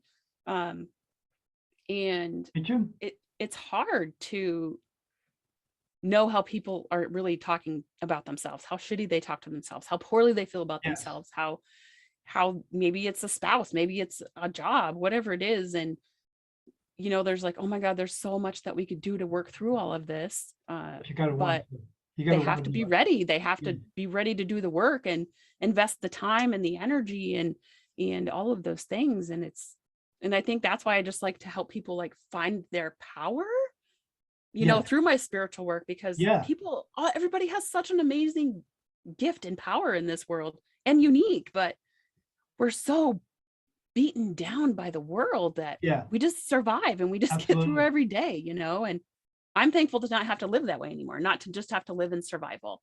I'm thankful that I get to do this work and help people in a really impactful way, and versus how I used to live. I really hated my life. I was unhappy and anxiety filled and depression filled and panic filled and surviving, and to not have to live that way anymore is just such a blessing. To feel like you're clear, we still have things to go through, but still clear enough that we can go through other things without still being bogged down by that shit that was behind us before. But people have a hard time doing that. And I tell them all the time, if somebody's being negative around you, they're like a singer, and they're going to continue to sing at you as long as you're going to remain an audience member. Don't be an audience member. Walk away. That's all you have to do. You don't have to listen anymore. You don't have to have them in your life. If they're in your life, it's because you allow them to be in your life. If you don't want them to be in your life, I don't care if it's your mom, your dad, your brother, your sister, your best friend, your so-called best friend, because we all have one of those, and just exit them from your life. If they call you up, you go, oh, no, and just hang up the phone. But I can't, it's my sister. No, yes, you can. You don't have to talk to anybody. There's nothing in a book that says you. And then if there's a book that says that, that book's a bunch of bullshit. So don't pay attention to it. Just walk away. And the spiritual journey, have you found too that the more you start finding your own power, the less you tolerate people's bullshit? Like, if you tolerated somebody's behavior and you're like, I'm fucking done. Like, and it can be feeling, just like you said, I've really noticed that I have a hard time going outside. That personal power comes in. Yeah. And you start being like, holy shit, this person has treated me like shit forever. What am I fucking doing? Or I'm done settling for this type of a relationship. Or damn, I really got fucked over in my childhood. It really like brings these things to light, and you're just like, damn, I used to be a drummer in a rock band for years. I had to stop because diabetes took over for that crap. But so I was always going out to bars and all that stuff. I see a lot of people my age who still do that. I can't. Because when I walk in, before I even walk in, I'm like, it's like, this is going to make sense to you. It's like walking into a smoky bar, and then you walk out and it's still all over you. But being this now, before I even get there, I go, oh man, let me just get through it. But now I'm to the point where I just can't go. I can't go out. I can't be in these large groups of people because I pick up on everybody. And I don't do crowds, man. No, me either. I just like concerts, big events, whatever. I just don't, no matter the amount of protection or clearing or no matter what the hell, if it's 1,000 angels, like there's no amount of spiritual protection to protect you from the fog of a bunch of fucking people, especially if they're drinking, especially if they're, I mean, shit just gets out of control and you're just like, oh my God, I can't do this. Swimming in mud. My tolerance for it is just like, no, I can't do it. Yeah, because even if you can protect yourself from that person, you're still watching it. It's still around you. It's hard to get, it's like swimming in mud. You just can't get away from it like that quicksand. But last concert my wife and I went to was Journey and Doobie Brothers back in 2017. And we were there and she was like, I got to get away from this. I got to get away. And she had to stand in the back because she had to get away from all those people. And I'm a little able to protect myself a little bit more, but still, it was I had some drunk guy in front of me who was singing all the wrong lyrics, so that screws it up right there because I love Journey. But you just can't, it's hard to be around it. And it makes it easier when I do go to the festivals because there's a lot more good energy there as opposed to the negative energy of everything else. But people are excited to learn and they're curious and they already have a clue. It's so much easier to be around people who have at least an inkling of what it's all about and what you can expect. And you see the one or two stragglers walk around who don't know, or like you said, they come up to you and go, I don't know, I've never heard of this and stuff like that. When I first heard about Reiki, I was at an intuitive class and someone said to me, have you ever tried Reiki? And I said, I don't like yard work. I can't stand shovels. And she's like, I said, I'm making a joke. I said, no, I've never heard of Reiki because I have jokes all day long because I have a really quick sense of humor. But I was like, what's that all about? And then she told me, I was like, no, I've never tried that. Again, I'm here because I've never heard of any of this stuff. I just see things, and hear things. But once I delved into it, now I know about all that stuff. And I, even as a working medium and helping other people, I still like to go to these events myself to pick up on maybe how, like we talked about earlier, how somebody else does it. Do you still find yourself doing that as well, or is it just a little? I mean, it's a little sporadic for me, but I have a shop right in town that it's a little witchy, but I go in there because I like to sit in there and just listen to what people have to say, So do you ever find yourself doing that? Or, I mean, because we always like to learn a little bit more. It's hard here where I live because there's no real shops and there's only like one they call it a health fair. That's how bad it is here. Health fair. Oh my God. Which is actually like a kind of a spiritual, fair, and it's only once a year. So it's not like there's a huge like opportunity to, and there's a shop like an hour each direction, a metaphysical shop with crystals. Basically, that's all there's, crystals and but definitely like online or like I try not to too much, honestly, because it really fucks with me and be like, oh my God, should I be doing it like that? Or so I really leave it up to spirit now. Like if I'm supposed to learn something from somebody, you need to make it obvious. Or like light language, I really avoided learning that for a long time and I really don't know why, but I think I needed to understand the symbols on my own before I really understood kind of the back end of it. And so now I just really leave things up to spirit. Like, okay, if and when I need to know or understand this, you need to make it easy, affordable, and it needs to be the right person for me. And I just really drop it on them and be like, okay, kind of like with human design. I've really had an aversion to it forever. And now all of a sudden I'm like, okay, I think I need to understand that more. And how did you meet your mentor? My spiritual mentor, I met her, like I just happened to go into her like private group. She was doing like weekly card readings and I had just had gastric sleeve surgery. And I just remember they take some of your stomach out to help you lose weight because I needed to have a knee surgery. And they're like, you have to lose weight. Well, I couldn't because I couldn't walk. And so I chose to do that. I'm supposed to do that. So yeah. And so I chose to do that. And I just remember writing down, like, I need to change my life. It was kind of like my last rock bottom. Yeah. And then I met my spiritual mentor. Like I joined her Facebook group within like 2 weeks of that. And I had a session and I'm like talking about my chronic pain and whatnot. And she's like, maybe a Reiki session. Or I'm like, well, do you teach it? You know? And she's like, I do teach it. She said, but it's she lived in Idaho. And I'm like, well, can you do it virtually? She's like, I don't know. I got to ask spirit, you know? So she came back to me later and she's like, yeah, I can teach it like over Zoom. And no, but yeah, awesome. So I did all my Reikis with her. And then I actually did spiritual mentoring with her like twice a week for a year and a half almost, because I personally need one-on-one work. Yeah, some people do okay in just an open group, which I do okay in there. Like I can still learn, but I really want somebody to focus on me. So I worked with her one-on-one for like a year. And then, so I did Reiki with her all the way through Reiki Master Teacher. And then she had a mediumship series that I did. And we have a podcast together now. Light Workers Live is one of my podcasts. And so like, I've had other mentors through the times, and that's why I kind of develop my programs the way I do. Like people can work with me one-on-one if that's what they need, right? Or they can have a session, or I have groups, or those things. But because everybody learns differently, and some people are just, they don't want to do mediumship things in front of other people. It's hard and it's scary, and you're comparing yourself to others, and there's so many things that happen. So I always try to keep my environment nurturing, and you're doing great exactly as you are.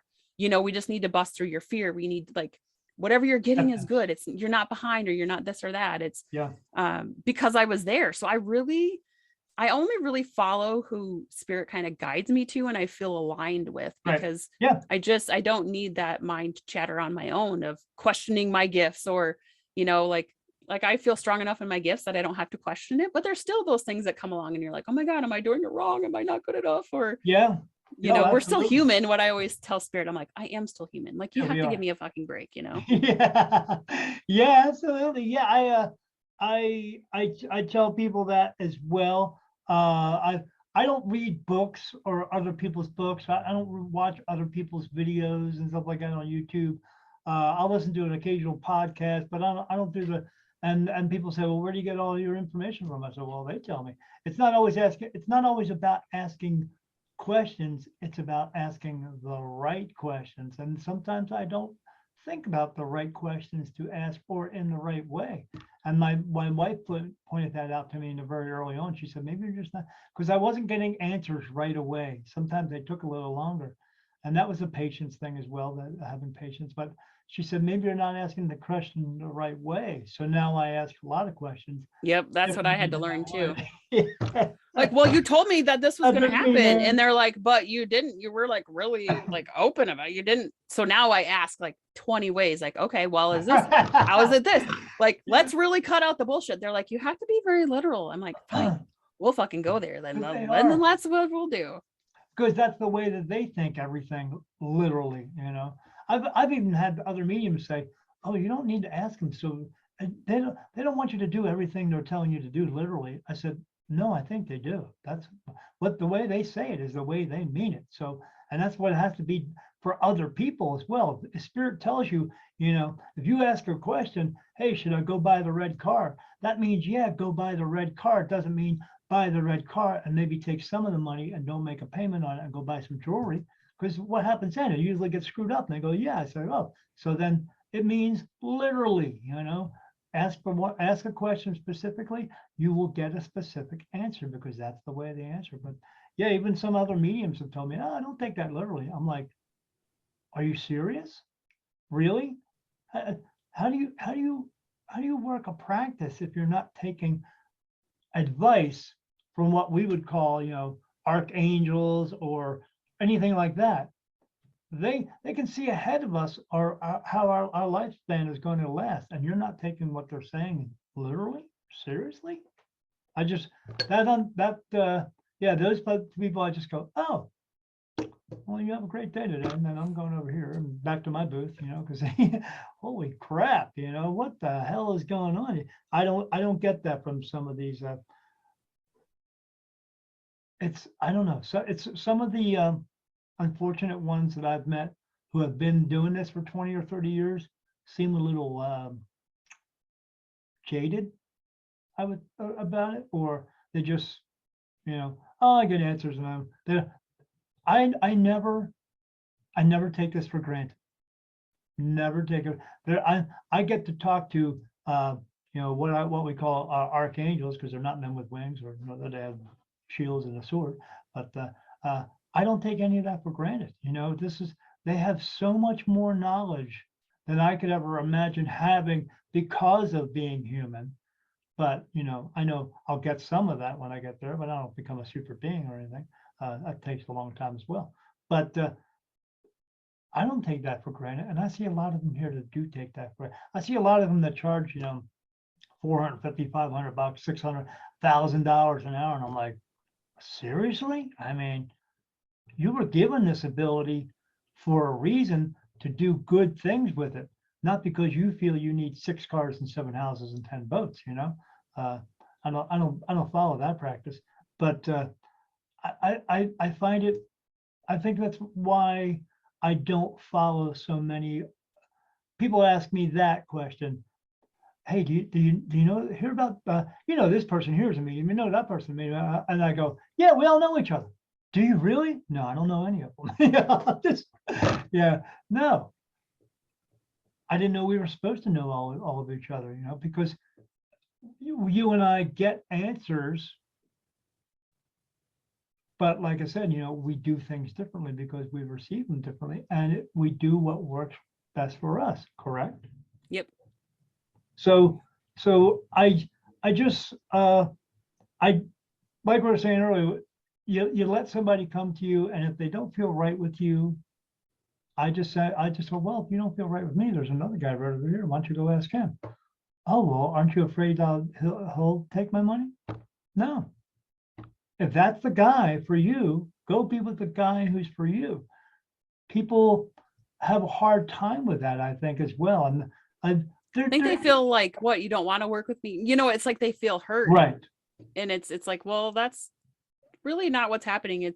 I know this isn't best for either of us. And I'm trying to give you a leg up here. Like, hell yeah, give me 100, 250, $300, whatever you want to give me.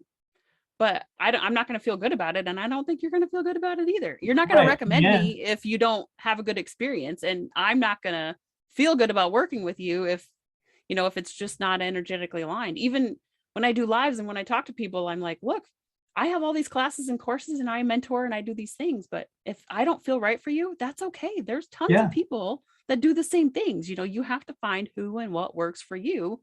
And I'm not going to be hurt if it's not me. I'm not for everybody. And I know that, Right. And people do need to, I always tell them, if you're looking for mediums or anything, always do your research too. Always go online, make sure you check their website, see what kind of ratings they have for people, because I've gotten ratings from other people who have said, I didn't feel right with Daniel, and he said that was okay, and he recommended me to someone else, and I got a great thing from them. So I was very appreciative that he did that for me.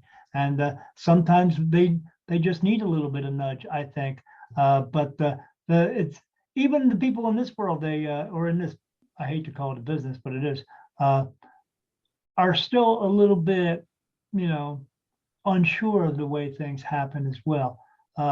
So what kind of advice would you give to someone out there in the world who is looking to either find you or find someone else? But what do you want them to do as far as coming to find you? If you're looking, if you're seeking, trying to find answers, trying to understand your spiritual awakening, you have to start following people and really start seeing their messages. If they're going live, how do you feel in your gut, in your solar plexus? Like lately, all I've been hearing from spirit is, if it is not a fuck yes, it is a fuck no. If you're feeling it in your body, like, I think I need to at least reach out to this person. I'm not somebody, some people will be like, okay, well, you have to pay for a session if you want information from me. I'm not that person. If you're like, a lot of people do that all the time. I've seen your stuff. I don't really know what you're about. Can you tell me a little bit about it? And 80% of the time people don't book, and that's okay. They're not ready. Right. They don't have the money. I said, I'm always here when and if you feel called to work with me. Yeah. But you really have to go with your body, with your gut. If you're not understanding spirit yet, you're still going to be able to get that sign. Just say, okay, if I'm supposed to work with this person, show me a red cardinal. And that doesn't necessarily have to be a live cardinal. It can be online. It can be a picture. It can be like, pick a sign that works for you and just give it to spirit. Like, if this person I'm supposed to work with, just give me this sign. You don't need to see it 500 times. Right. Like, just ask for something that you would understand, and yes, give them a try. You don't right out of the bat give somebody $10,000. Like, don't do it. Just right. ask them if they have a discovery call. Ask them if they follow them. Are they doing lives? Are they doing, like, how do you feel in their energy? Because you have to be able to trust yourself. I can't tell you to trust me. You have to feel it, like, in your body, in your soul. And there's a million mediums all over online. There's whatever it is, whoever you're looking for. If it's a healer, if it's a breathwork person, if it's like, what are they doing? How are they showing up? Are they giving some free services? Are there free resources on their websites that you can try and see how you feel after you experience it? It's a lot of people will just take your money no matter what. They don't really care about the result. And then there's people like us who genuinely care about people, what they get out of their session. So that's where you have to figure it out, and unfortunately we all fall prey to, I've had quite a few experiences where spirit, like, yes, this is the right person for you. Where it wasn't necessarily the right person for me, but it was a lesson that I needed to learn. So, you really just have to, like, allow your soul and your intuitive self. And even if you don't understand it just yet, just really just put it to God.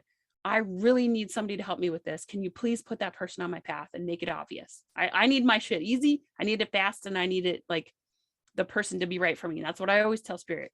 Fast, easy, and affordable. Like, in my budget, maybe my budget's $10,000, whatever it is, but I need them to be fast, easy, and affordable, and I just put it out there, and I just allow spirit to bring me so maybe that person starts showing up in your Instagram feed over and over, and you're like, why the fuck do I keep seeing this person? Right. That's spirit giving you a sign. It's yes, maybe it's a word, maybe it's a thing. It's just, you have to allow spirit to bring you what you're asking for, and if you're just so new to this and you have no idea, go with how you feel. Do you feel uncomfortable? Do you feel like there's a difference between fear and being uncomfortable? Like, oh, I'm a little afraid to try this, but I want to. Or like, I just don't feel good about this. Like, if you don't feel good about it, get the fuck out. Find somebody else, walk away. Walk away. Yeah, absolutely. I like to tell them, when you feel it, that this is the thing that you should do, and you're coming to me for that, I said, that's what you go with. That's what you go with. And they go, yeah, I just felt I needed to be here. I said, you know what else you just did? And they say, what? I said, you just got a message from spirit because you felt it inside you and you followed it. And they go, oh yeah. I say, do more of that. That's what I want you to do. And they go, oh, I didn't know I could do that. I said, you could do that for your whole entire life. You just have to pay attention to it, but then pay attention and follow through with it. But if they see that red cardinal, I mean, would that be the same thing as walking outside their house and then they kick a dead red cardinal? Yeah, I mean, okay. Spirit, they drop it like it's hot, man. There's a message in there somewhere. Oh shit! If you're somebody that sees cardinals in the trees, right, you're probably gonna miss. So like, some people need that shit fucking obvious. Like, if you're gonna step on a cardinal, that's not a death sentence and that's not a curse. That's like, spirit knows what you need and they're giving it to you exactly how you need it. Right. So if they're dropping that dead bird on your fucking sidewalk, like, yeah, absolutely, that's your sign. It's not a curse. It's not a bad thing. It's like, okay, well, obviously I need those signs real dense. Like, so that's just how it's going to be. Spirit knows how you need it and what you need. So I've been getting those recently. A couple of places I get out of my car to go do something here in Arizona, and right there in a tree or on a telephone pole are crows. And they're cacking at me the whole time. And I'm like, leave me alone, crows. And I'm rah, rah, rah, rah. I go in the building, I come back out, rah, rah, rah, rah. I'm like, Jesus Christmas. I was like, are you guys trying to tell me something? Yes. Okay, all right. Now I get it, enough with the freaking crows. But yeah, crows. Out east where I lived in Delaware, everything was seagulls everywhere. But here apparently it's crows. So hey, I'm glad I got to have you on the show today. It was a wonderful show. Let my audience know where they can reach you. Even though I'm going to put your links up, I still want them to hear it from you. Where can they reach you? Where can they find Erin?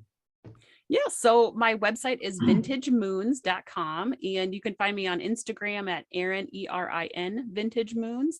And my Facebook, I have a Vintage Moons like business page, and then I have a private group as well. So yeah, pretty much. And I do have the Spiritual Badass podcast is my podcast, and my group podcast, with my kind of spiritual bestie, is Lightworkers Live. So we just kind of go out there, talk to other spiritual people. And where do they find that? Is that on Facebook? yes. So the links to my website have both of my podcasts. Okay, good. What sessions, anything anybody wants to know or understand is on my website. And then Instagram is linked, and Facebook is linked. So whatever you need, or you can always DM me if you're like, I heard you on the show and I don't know whatever. Just send me a DM. And also for like me, could you tell everybody else out here in the world your last name so they pronounce it right too? Stabile, whatever. I'm not overly I just felt like bringing it up again. That's all. particular about it. Yeah. There's a divide in the family, so half says it one way and Is half it says really? it the That's other. funny. Yeah, my last name is Jackson. You can't get that one wrong. So yeah. It's a pretty solid one right there. Yeah, it's pretty solid. I think so. But it worked out for me. All right. Well, I'm just glad to have you on the show today, Erin. It was awesome. I'm glad I got to talk to you today because I got to do one thing, learn some things, and two, laugh my ass off because it was some funny shit. But this is what I do with the show, and I want to bring other people out because when they do ask me questions or they ask me about other mediums, I always tell them that we all do things differently. We all approach things differently, and we all sometimes get answers differently, even though we still get the same answers. Like when I did that lady, and I said, I'm not going to contradict these other three mediums, even though I'm saying the same thing. It's you're the issue. You're not listening. So, but we all do it a little bit different from each other. But yeah, like we just talked about, if one doesn't resonate with you, you go out and find someone else until one does resonate with you, and then do what feels best to you. But you're not going to be able to do that unless you actually go out and do it. And I know that this lady knows what she's talking about. So, and it's not what she's just talking about. She's for real. Every time I am about to get somebody on my show, and if they contact me, the first thing I do is I ask Spirit, is this person who they say they are? Do they have these abilities? And as soon as I just looked at your name and I just started getting, I said, okay, and then I can have her on the show. So this will be okay. So, she's very smart. She's very intelligent. She's going to tell you like it is. She's not going to bullshit you around like I tell everybody, because the world is not rainbows and unicorns. It's not. She's going to give it to you like it is real, and you're going to get as we talk about, you're going to get the answers that you need, not always the answers that you want. So, Erin, thank you again for coming on my show, and everyone out there, thank you for coming out to see or listen to another edition of Beyond the Veil with Daniel Jackson. Me, your host, Daniel Jackson. And everybody have a great day. Be good and don't do any stupid shit. Have a good day. Bye, everybody. Done. Awesome. Pretty cool. Cool. We do like the similar stuff. I love that. Yeah, I mean, you got a lot of stuff, the same stuff I got going on. Holy mackerel. I mean, I've only been in it for 5 years. They showed me a bunch of stuff. I had to figure out everything, and have patience with it. And they would bring me segments in it. And then every time I got a segment, and they said, so I have a lot of things that go on that, like every time they bring me something that I can now do, something else comes along with it. I'm able to remote view, but I don't have any control over it. I'll be sitting there. My wife went into the bathroom one time at Walmart. I closed my eyes. As soon as boom, it comes right up, and I saw it. I know exactly what it was, because one time I was in my bedroom meditating, and it come up, and my consciousness was somewhere else. It was actually outside of my home. I saw my car, her car, kids down the street playing, who I could hear in the background playing, and a car went past my house that I heard, but I had my I was, meditating. And I was like, because when I'm meditating, it's different. I can actually hear things that are going on, but I still see what's going on. And I'm actually able to talk to them like this, talk to them, and they're answering me, and then they show me something. It's a little bit different. But yeah, I have that. I'm able to see into other dimensions. And one that really was crazy for me was I was in my room meditating, and then all of a sudden the room is dark black, so you can't see nothing. I opened my eyes, and when I opened my eyes, my room was completely lit up. There was a mountain range in front of me, a lake, a home, green grass, two women, a mom and a daughter talking to each other. And I'm just like sitting on my couch going, what's going on here? And they're talking, and she's like, okay, I gotta go, Mom. And I can hear everything. And I'm like, she's like, all right, honey, I'll see you later, bye. And she starts running. She's running through the grass. Now, here's the crazy part. She ran, and I see her coming, and she ran right through my legs and went that way, past me. And as she's going out of keeps going, all of a sudden, everything unpixelated all the way from that side of the room all the way over here, and everything, and then her mom went away, and everything went, and my room went straight black again. And I was like, what the fuck was that? Holy shit. Or sometimes I'll be meditating and I'll see these people standing in the background on my wall. And I know they're not in spirit because I can tell what spirit looks like. And there's structure there, and they're talking to each other. I can't hear them at that moment, but they're pointing, and I look at them, I go, and they go, just waved at us. And I was like, holy fuck. And I was like, yeah, I can see you. You can see us. I'm like, yeah, I can see you now. But yeah, I see those things just like one day they just turned on. Yep. But Yeah. when I'm out, or when I'm doing readings and stuff like that, or if I'm doing festivals, I don't talk about that stuff. So like you said, as we were saying earlier, when you're not sure if you can say things around some people, those are the things I don't talk about to other people. I talk about them to other people within this, Yeah. But I don't talk about it because I know if I talk about it to the wrong person, the next thing you know, they're going to pick me up and take me away, and you're never going to hear from me again. Yep. And that's coming through here where I'm at. So we moved out here because we got the message to move out here. And they moved us out to this town. It's called Sierra Vista. Do you know what's out here in Sierra Vista in Arizona? Area 54. Close. About maybe 2 miles, but it's all fenced off. But there's an army base here. It's the largest intelligence base in the United States. And you know what they used to do there back in the 60s and 70s? They did experiments on psychic mediums to weaponize it. Yeah, that's not surprising. Yeah, and there's been talk from, like, you ever hear about Dr. Stephen Greer and his CE5 stuff? They try to maybe they sit in fields and they do a mass meditation, and then they invite other beings to come down, and sometimes things happen. And those other beings, there's talk that we were watching one of his movies, and he talked about the army base here that's called Fort Huachuca, and there are things that are buried here and under the desert that they did. But I picked up on something since being here in Sierra Vista. I'm being followed. probably. And, yeah, and it's people at the base.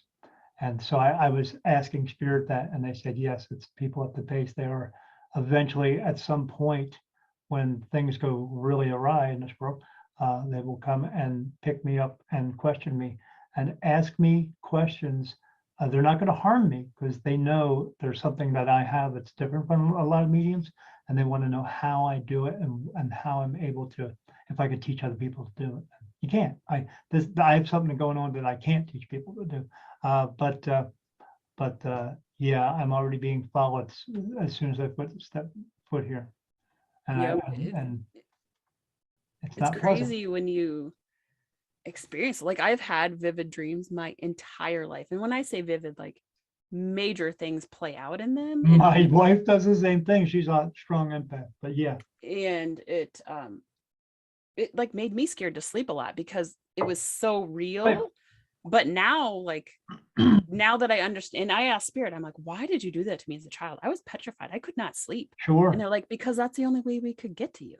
Right. Because you were so afraid in your waking life. I was so afraid of being possessed by the devil, of like, I was petrified, and I knew things were around, you know what I mean? I just didn't know.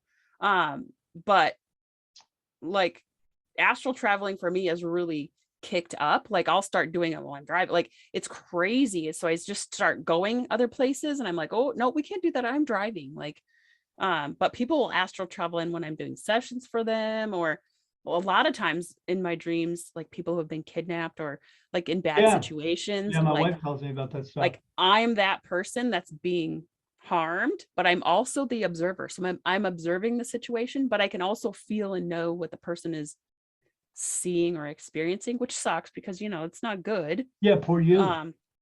But usually my main guide is with me. And then I, as the person, is observing, but I'm also the person that it's happening to. So it's like, yeah, you definitely can't just tell everybody like, well, you're doing that every day anyway, because your soul is actually here learning, observing while you're actually going through it. So it's the same type of thing, but in the dream, you're just more aware of it.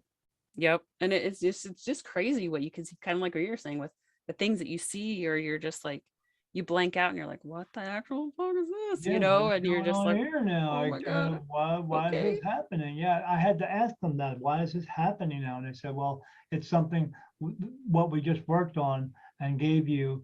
This just comes along with it. And I'm like, because I would wake up when it first started with me.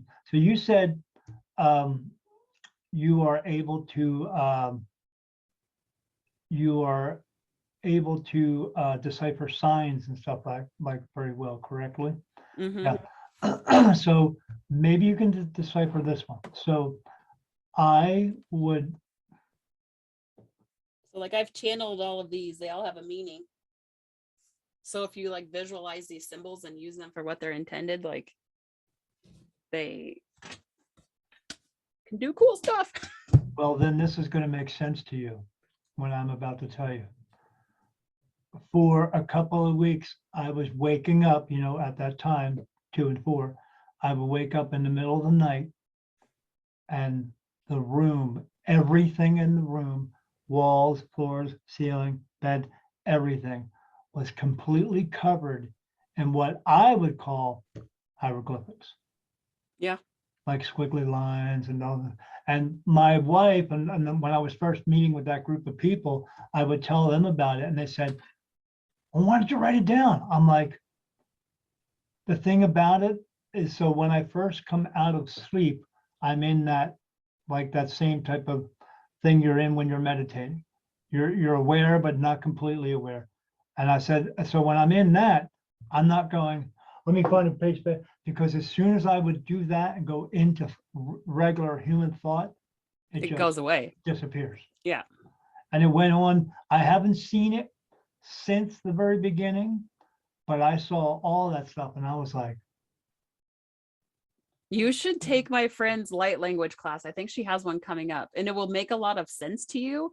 So like for me, especially Egypt and anything hieroglyphic has been very prevalent. I know I have a lot of history in Egypt and it's very galactic. All of those things from Egypt are very galactic. Yes. So I have a guide.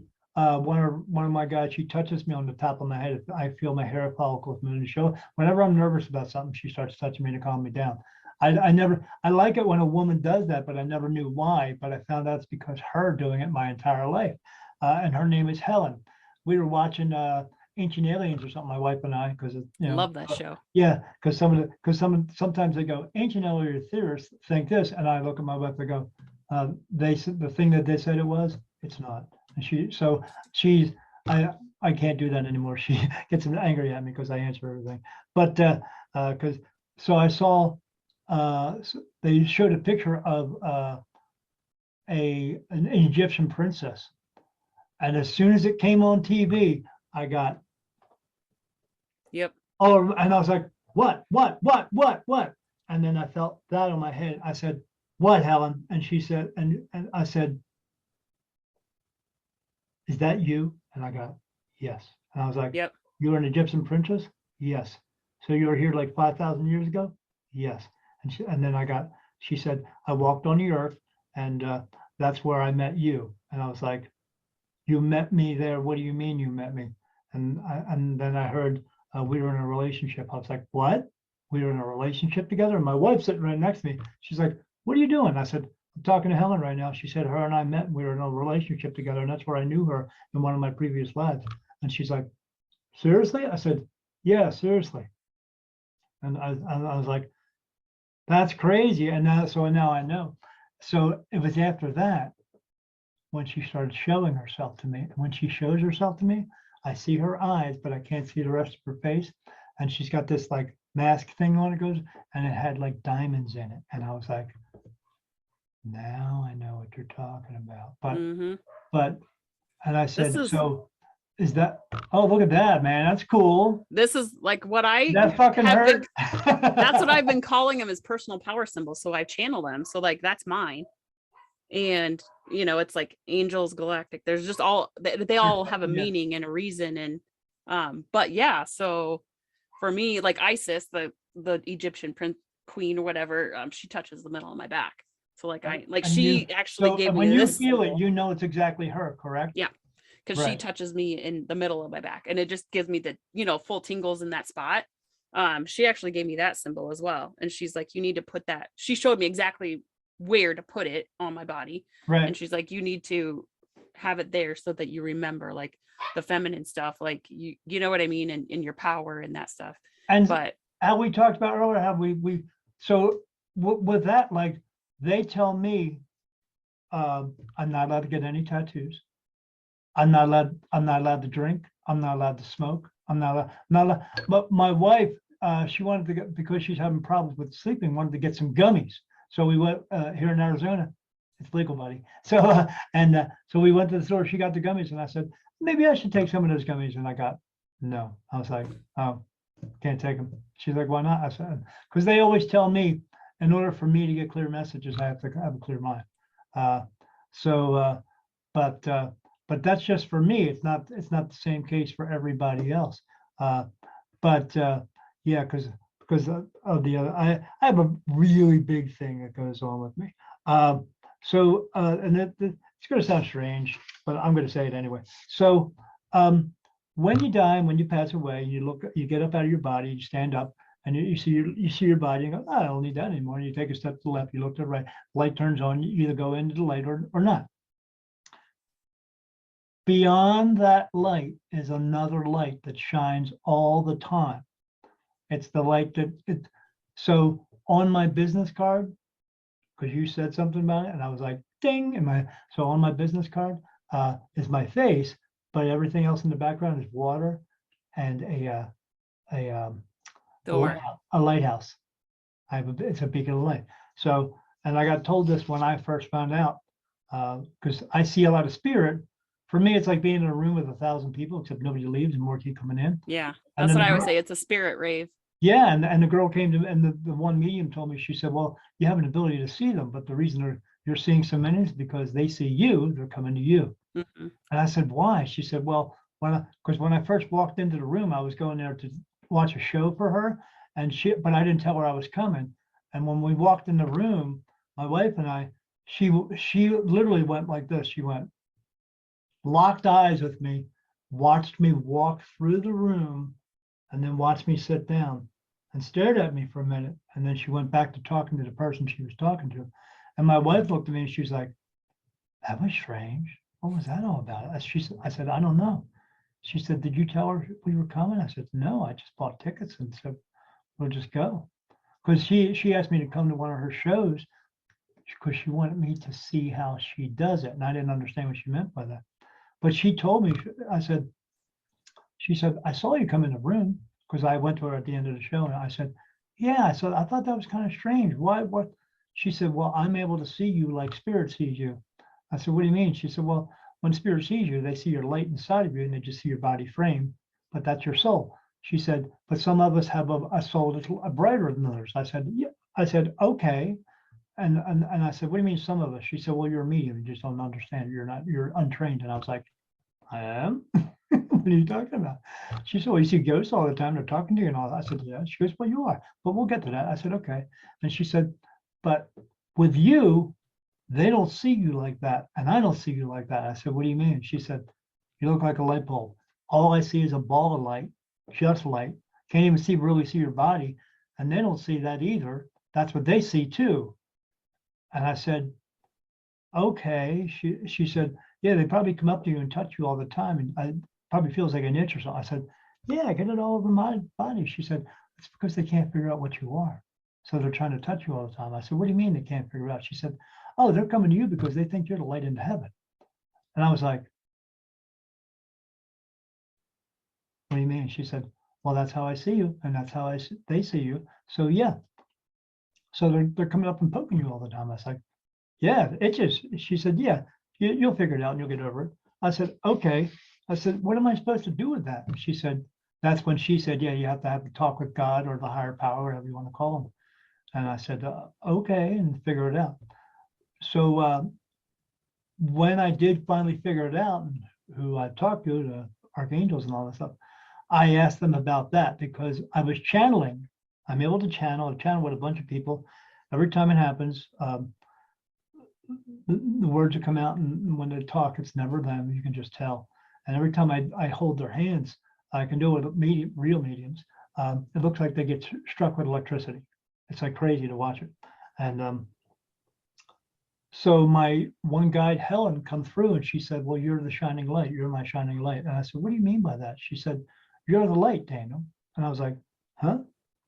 So it took me a while to figure it out. So as they say, I'm a portal for all spirit. So anyone who comes through into the world and is being born, their soul actually comes through me. Anyone who leaves and goes back comes through me, meaning that when they cross over, they're actually going through me.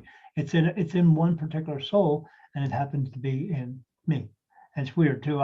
It happens physically. I was with my sister one time just talking, and a big flash of light went off next to me, and she said, "What the hell was that?" It's like lightning went in the room. I said, "Oh, that's somebody just jumping in." She said, "What do you mean by that?" I said, "Just jump." She goes, "Oh, crossing over." I said, "Yeah." She said, "Does it happen like that all the time?" I said, "Yeah." She said, "Do other people see it?" I said, "Yeah, but they don't figure it out. They just see it and they look at me strange." And she said, "How do you get used to that?" I said, "Remember when we were kids and we ate green beans because mom was feeding us green beans 30 years ago, and now today we love green beans?" She said, "Yeah." I said, "You get used to it." And she was like, "Oh, so that light that shines all the time has to be here in a physical body for two reasons. One, to shine all the time, and two, so that I can physically cross them over." But I did find out something recently that, so when I'm just rambling to myself or just talking about anything, I was like, oh, I have to ask this question because they put it in. I said, "Do they hear me all the time?" They said, "Yeah." I said, "Do they hear other people all the time?" They said, "No." She said, "They can tune other people out if they want to, but they can't tune you out." And I was like, "Really?" She said, "Yeah." And I just hear it in my mind. I said, "Yeah." I was like, so even if I'm mumbling or singing a song, they hear it. And I said, "Yeah, it's so they can see the light and hear the voice. So it gives them a beacon to go to." And I was like, well, that's fucking strange. That's freaking weird. And so that's why I cross spirit over. So when I'm in meditation, I open my eyes and I can see into earthbound realm. There's land there. There's no trees, there's no buildings, but there's gazillions of people there. And but I don't see just people. I see dogs, horses, cats, cows, fish, everything. I saw a couple of weeks ago, I looked down and saw something, and there was an octopus next to my bed. It was just, I walked into the kitchen one time. I was like, "Whoa, what the fuck?" She's like, "What?" I said, "There's a fucking horse standing here. Holy shit!" And So it's up to me to cross them over once you get lost and all that stuff and Yep. don't know where to go. Or they just made a bad decision for themselves and chose not to go in because somebody told them they were a piece of shit. I've had you Afraid of persecution and yeah, I had usually you the guys, suicides and quick deaths and I had people two who are guys. shady ass motherfuckers. They don't Yeah, want to cross over. So shady guys. I had two guys come in and I saw them standing above me, and one guy said, "Hey, I think I'm going to go in." And the other guy said, "I can't go in." He said, and the other guy said, "Why not?" And he looked at me and said, "Because I murdered two people." And I was like, because I don't normally say anything until it gets, and the other guy said, "All right, well, I'll see you later." He jumped in, a big flash of light went off in my bedroom because it happens physically. And because it has to be seen, the light itself has to be seen by all spirits, not just ones who are passed away, but ones who are living. And that's how they come to me all the time. And the other guy standing there, and I said, "Hey man," and he went and looked at me. I said, "Yeah, there's a voice coming out of this light. My name's Daniel Jackson. How you doing?" I said, "I'm a living, breathing man. I live here on earth just like you used to." I said, "You can cross over if you want to." And he's like, "No, I don't think I can." I said, "No, you can. You don't have." He's like, "But don't." I said, "No, you don't have to ask for forgiveness. I know what you're about to say and all this stuff. You just have to want to let go of all your pain, anger, sorrow, grief, and guilt to go in. That's all you got to do. It's a choice for everybody." And he's like, "Yeah, but I killed two people." I said, "So what? Those people were supposed to pass away when they did, and you were just supposed to do that. But that's just the way it works." And he's like, "Really?" I said, "Yeah, really." I said, "Come on, man." I said, you're a fucking spirit right now. You know what I'm talking about." And he's like, "I'm just not ready." And I said, "Okay." And he said, "See you later," and just turned around and yep. But I see him like that all the time. And I was like, I've seen him before standing there in front of me. I was in the hospital one time and there was a bunch of them. They were all making out. And I was like, man, this is like a big giant spirit orgy. I'm not invited. And I asked them all, I said, "Do you want to cross over?" And one guy said, "No, we got friends here. I don't want to leave." I said, "Really?" He said, "Yeah." He said, "There's no rules here. We can do whatever we want to." I said, "What do you mean by that?" He said, "Well, if I want to come through into your realm and antagonize somebody, I can." Yeah. If they don't cross over, they keep their human Yeah, they things. keep their So human stuff. I find the pedophiles, the rapists, the horrible people, Right. they like to keep those qualities. Doing that. Yeah. So I make my choice. my major bouncer angel banish them. Basically, I'm like, Yeah. fine, you don't have to go up, but you can't. You're no longer allowed to be around humans. So Yes. Yeah, you got to. my guy's gonna take you and get the fuck out. And that's the same thing that they do when I see them around me. "Hey, go away. If you don't go away, I'm going to have these guys mojo your ass out here." And they do the same thing and they make them go away. But unfortunately for me, one goes away, another one comes back. And I see them all the time. They never go away. But I know what they are. And they don't bother me. I'm not scared by them because they can't do anything to me. So, but yeah, they say we can do whatever we want here. But I know as regular or as my angels tell me all the time, they say they love a good joke, and I know spirit has a sense of humor, but these negative ones here do the same thing. They think it's funny to do that shit, and we know it's not, but they're allowed to do it there but they send me into that realm all the time. They want me to do it in meditation all the time, because before I go to bed, I see a shitload of people and I tell them where to go and they cross over. I even had a bunch of them go over one time, and I heard a voice in the background go, "That's enough, that's enough." And I was like, "No, come on in, come on." And then they stopped, and I was like, "All right, is there anybody else that wants to come in?" And I heard this nasty, like growly voice say, "Well, you already crossed over 6,000 of them." And I said, "Well, I want to get 6,000 more." And he goes, "No, we need them here. We need their energy. And you're a piece of shit." And I was like, "No, I'm not a piece of shit. I'm a good guy." And go on, let's go, everybody. And they start going over and flashes of light going off everywhere. And he's going, "No, no, no." And I'm like, oh. I mean, I know there's not a guy there with horns and a tail torturing anybody. I mean, there may be a guy there with horns and tail, but that's just what he looks like where he comes from. But I know one of my archangels is Lucifer. He's got dark black hair. He's got a beard and everything. And but he actually helps me with the business side of things. Makes sense. Well, he probably, if you ever see 1111 all the time, that's his number. So yeah, and if you're doing something business wise, it's probably because of him. But yeah, it's just I see so much stuff. Yeah, but that's how trying, I usually have 3 doors because there's like same thing, so many spirits. what So do you like, the Price is Right, lady? it is. And so I'm like, That's okay, well, awesome. there's so many of you That's here. So I had to awesome. divide a system like, okay, this Yeah, door is for people who are ready and know. yeah, This door is for people who have questions.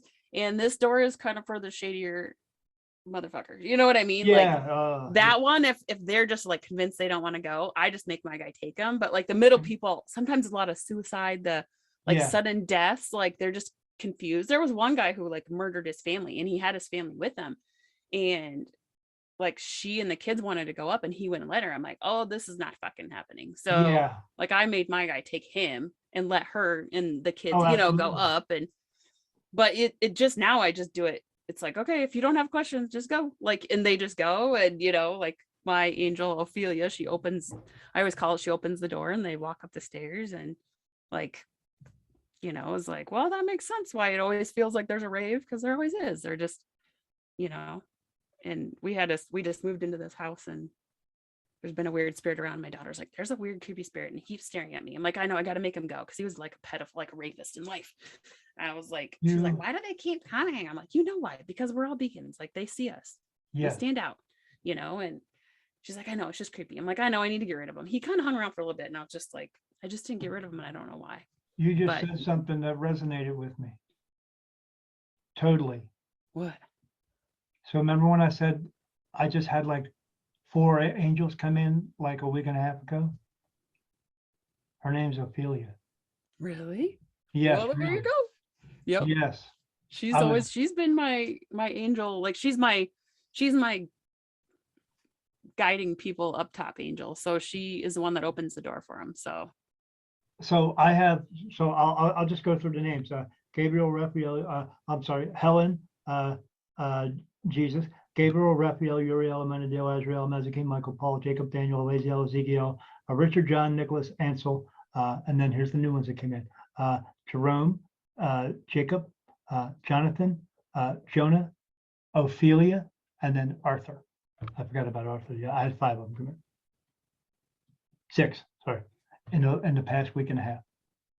And the reason I know it's 5 different ones, because I got a different touch. And when I felt that different touch, I was like, oh, that's a different touch. Is that an archangel? And they say, yes. And I go, oh, I need to know the name, but is there a name? And I got right in my head, Ophelia. And I was like, Ophelia? Yes. And I was like, okay. So each night when I go to bed at night, my prayers are me giving thanks to what I do have. And I mention each one of their names every time I say, okay, I want to thank Helen, Raphael, Uriel, Jesus, Gabriel, Raphael, Uriel, and I go right through the whole list. And now I'm getting to the point now where, like I said in the very beginning, started as 2. Now I have like 26 of them, and it's getting harder. And I keep telling them, I'm not going to remember all the names eventually, so I'm just going to have to say, I want to thank all of you. I always say God, spirit team, guides, angels, masters, teachers, loved ones, elemental, galactic beings, Jesus, and Mother Earth. That's what I say, because then spirit team kind of gets all the extras. I say some of the same things. I say, because I love you all, because I know you're all my teachers, you're all my mentors, you tell me how to go. You take care of me, and I'm thankful for that. But yeah, I'm still stuck on saying all their names. But I've told them, I mean, eventually I'm going to get to a point. I can't repeat all your names because I'll be here 20 minutes and I got to go to sleep. So, but that was strange that you said Ophelia, because when that name came into my head, I was like, Ophelia? And they said, yes. I mean, I don't know anybody named Ophelia. I don't know if I've ever met anybody who's ever named Ophelia. And when you said it, I was like, what'd she just say? What? She probably helps you open your door. Yeah. I got so many of them.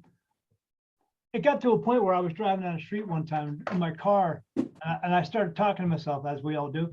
And I was talking to myself, and then I got an answer, and I was like, did you just answer me for that? I said, and they said, yes, again. I said, but I was talking to myself. And they said, no. And I said, so I'm never alone? Because this was like 4 years ago. And they said, no. I said, So everything I'm talking about, everything I'm thinking, every thought that's going through my mind, you're there. It's part of it. You're thinking it. You're answering me, because I do get a lot of touch with it. And I said, yeah. So I'm never alone. No. And I went, That's why you can't tell spirit you're giving it to them right. and not give it to them, because they know. Yeah, because they know everything. Absolutely. Yeah. So yeah, I'm so that's when people ask me, oh, is it okay to ask it now? Or do you have to do something? I don't have to go, I don't have to sit there and go, okay, I'm connected. No, it turns on, it's always on, it's never off. I'm always,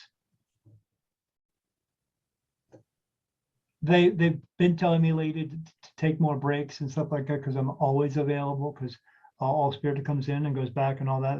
Anyone to come to visit somebody is actually going through this light right here, and so I'm always Just set that intention of, okay, you fine, you can use me as a conduit, but yeah. you cannot drain my energy, my Oh thoughts, my man. physical, spiritual, emotional being. Oh Like if you man. can't do this without affecting me, then you Yeah. gotta slow it down, or I'm gonna designate an hour a day for it to happen, and then that's gonna be it. You know what I mean? Like, Have you ever seen the movie Avatar? I don't think so. Okay, there's a scene in the movie where there's a guy, he gets hurt and his leg's all messed up, chopped up and stuff. So they put him in this clear tube, and then there's these machine arms are coming down and going, and they're fixing his leg and putting it back together and stuff like that. Little mechanical arms and stuff like that. At nighttime, when I go to bed, first I see this big group of archangels all around me in a big circle, and they're all talking to each other. And then I ask my regular guys, I go, one guy's name's Manos. Manos in Greek means God is with us. And it says, and I said, oh, is there a board meeting going on? And I got, yeah. And the board meeting is them deciding what they're going to do to me next, work on me. And then the very next night, I will see little, all of them are standing around me, and these little tentacles coming down, and they're going, and I feel all these little cold spots all over my entire body. And what they're doing is working on my soul so I can communicate with them better and all that. But what it does to me physically is ungodly. I get physically ill so much. It used to happen, they would do that working on me once every 2 weeks, and every 2 weeks it would be coming out of both ends for me. And then now it's to the point where I'm so used to it now, I only get sick once in a great while, like once every maybe 2 or 3 months. But do you ever go through that as well? Do you ever get the because they do, there's times when it completely drains me out, but I know what it's for, and I'm okay with it, but there's times when I get so drained and I'm getting sick and all that. I'm a week before I can get my energy back. Yeah, but like for me, they always call it like a dark night of the soul. So like I have one galactic being that always, the Mama Gray is what I call her. She takes my body apart all the time and does weird stuff. Like she'll drain black sludge out and put green stuff in. She'll take parts out. They fix stuff. They do things. And luckily, I mean, I don't have too much. I mean, I do get like the low depressive low, and I'm like, okay, I get that you're working on my soul over here, but like so like lately they've just been like, you got to process everything that's coming up, because we can't move you forward. So like what they always show me is they take my soul and they're doing my ascension stuff as long as I'm doing the human work, like, you know, and then they bring me back together higher, you know what I mean? So my gifts are enhanced, they're changed, they're shifted, they're all the time, right? Yep. So it's just I just try to set that intention, like, dude, you got to lessen this. Like, I am still human. I still feel it. Like, I get what you're doing, and I'm not saying no, but like, you have to like figure it out. So that I when I said yes to all this, I didn't realize what the fuck I was saying yes to, how much of it I was saying yes to. My wife even asked me that like a year ago. She said, if you knew how much you were really saying yes to, you think you still would have said yes? And I said, oh, absolutely. And she says, why? I said, because I get to help people every day. Why wouldn't you? You know, but I know this bad stuff. When I meet people who have these abilities and need to say yes as well, I tell them about all of that stuff. because Yeah, you can't sugarcoat it, because no, like, you got to understand what so you're like saying. when I've done any of the things I've learned, there's always a like cleansing period. So Reiki is a Right. 21-day cleanse for every Reiki that you take. For me, it's like being it's like being in Fight Club. Yeah. Like, Yeah. and there's 4 Reikis there through every shaman activation, the 13 weeks, the DNA activations, I mean, it's like, so I never sugarcoat it. It is never light and fluffy. It is never No. rainbows and unicorns. It is always like, you need to be prepared. You have to be ready to process what comes up. You have to allow yourself to let go Yes. and release. Like, and you just have to know that things are shifting and changing. And when you resurface, things are going to be better, but you have to go through Yeah, whatever it you is. gotta allow yourself that rest time, everything, because you gotta know. I mean, once it happens to you a couple of times, you're gonna know, okay, I gotta take care of myself and all that stuff. But I do the best I can to make them aware of all that stuff, because it is a life change. You will lose a lot of friends. You will go through a lot of things you never expected or ever could think of that you're going to go through. But you got to ask yourself, is this right for you? Mm-hmm. Because if you can't handle it, and they say, how do you handle it? I said, I just do, because I know what it means. But you'll figure that out too if you do that too. But you're going to go through a lot of shit. I mean, but yeah. So and I think that's why, like, maybe I don't know. So far, it's probably been about 50, maybe 60 people who they brought to me. I think maybe 4 or 5 of them actually went through with it. And everybody else has just said, oh no, I can't do that. That's my life. I got kids to take care of and stuff like that. So it's not for everybody. If you're not going to wake up, then they'll find somebody else. Don't worry about it. But yeah, that seems to be the biggest. So Mama Gray, Mm-hmm. do you actually see her? Yep. So I'm asking that question because do you see them as well? Yes. So do I. So they're out there and watching us and all the time. Oh yeah. I mean, like for me, I like see spirit, but I also like Yes. know that they're present. So Yes. like I see and I know and I feel and I hear and they talk. Yeah, all I gotta Like do is most go, of the oh, time it's okay. like Yeah. internal talk, but Yes. sometimes I do hear the actual voices, because sometimes I'm just like, I'll be sitting What there was like, that? what did you just say? And they're like, Yeah. I didn't say anything. So I'm like, oh, okay. Had a guy in meditation. I see him running towards me in my third. See him running towards me, and he runs right up to my face, and he asks this, "Are you Irish?" And I went, "What?" Now I'm facing this way, but I could see him run past me, and in my third eye, I turned around and saw him go past me, and I said, "Yeah, I'm Irish." He said, "Cool, thanks," and just kept on going, and I was like, what the fuck? Or one time I'm like in my room, we just put up these blinds in my bedroom or in my little office to make it really dark in there so I can meditate in there. As soon as we do that, I go to meditate, I turn off the lights, and I hear a woman's voice come through and said, "Nice blinds, babe." And I went, "Yeah, well, I just put them up so I could see everything better." And as soon as I said that, she came out of the darkness and came right through. And I was like, "Oh, look at you." I said, "You want to hang out and talk for a while?" She said, "No, I got other things to do," and turned around and just went the other way. And I was like, okay. Sometimes I just pass through because, Yeah. they know you're there, and They know you're there. that's what I always tell the kids. I'm like, well, if one's around, just tell me and we'll get rid of it. Or like my son Right. came to me, I can't remember what day. Must have been, was it last night or the night before? He's like, it's time to sage. Cause like he'll be like, my dream catcher's not working. We need to sage it. Or, like they just know. Or Right. my daughter will be at her friends and she's like, well, I think you need to banish something over here. This is really weird. I'm like, okay. Yeah, I met a family just before I left. I didn't actually meet them in person, but it was a mom and dad. They both have abilities, and their 3 kids, all of them. And the dad, I told him of how to get his stuff straight and everything. And he told me about it. He said, yeah, he said, I was out in the yard. I saw the spirit come to me, and I asked him if he wanted to cross over, and there's other spirit there to try to get him across over and had to work with it. So I helped him right through it, and he finally crossed over. And he said the archangels are standing right there, getting ready to receive him, and it was great. And he said, I went in the house. My son walked up to me and said, "Hey, Dad, were you just talking to archangels?" And I was like, "No way."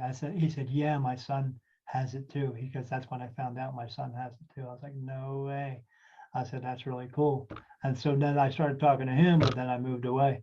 But I mean, they haven't really remained in contact, which is a shame. But I really would have liked to done something with that kid, because I mean, how could you just how could you it's a thought, but he's sitting in his house and he comes out, "Hey, Dad, were you just talking to archangels?"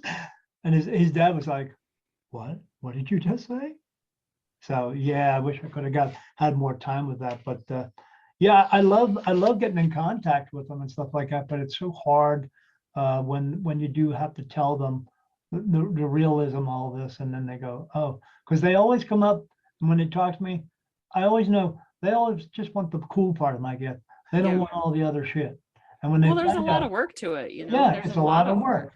Yeah, and when they find out it's a lot of work, they're like, "Oh man, I don't know if I could do that." I said, "Well, that's why I tell you, it's not for everybody, you know. I mean, I ride a motorcycle, and everybody thinks they want to ride a motorcycle until they get on one and go to drop their bike, and they go, "Oh," and they get scared because it's not for you. That's why. But I know my motorcycle can drop. I don't want it to drop, but there's a possibility. You got to think of all the possibilities that could go along with this life, because this life is not easy. It's not easy being me. So, you know, just like Kermit the Frog, it's not easy being green, but I get it. All right, man, I've taken up enough of your time.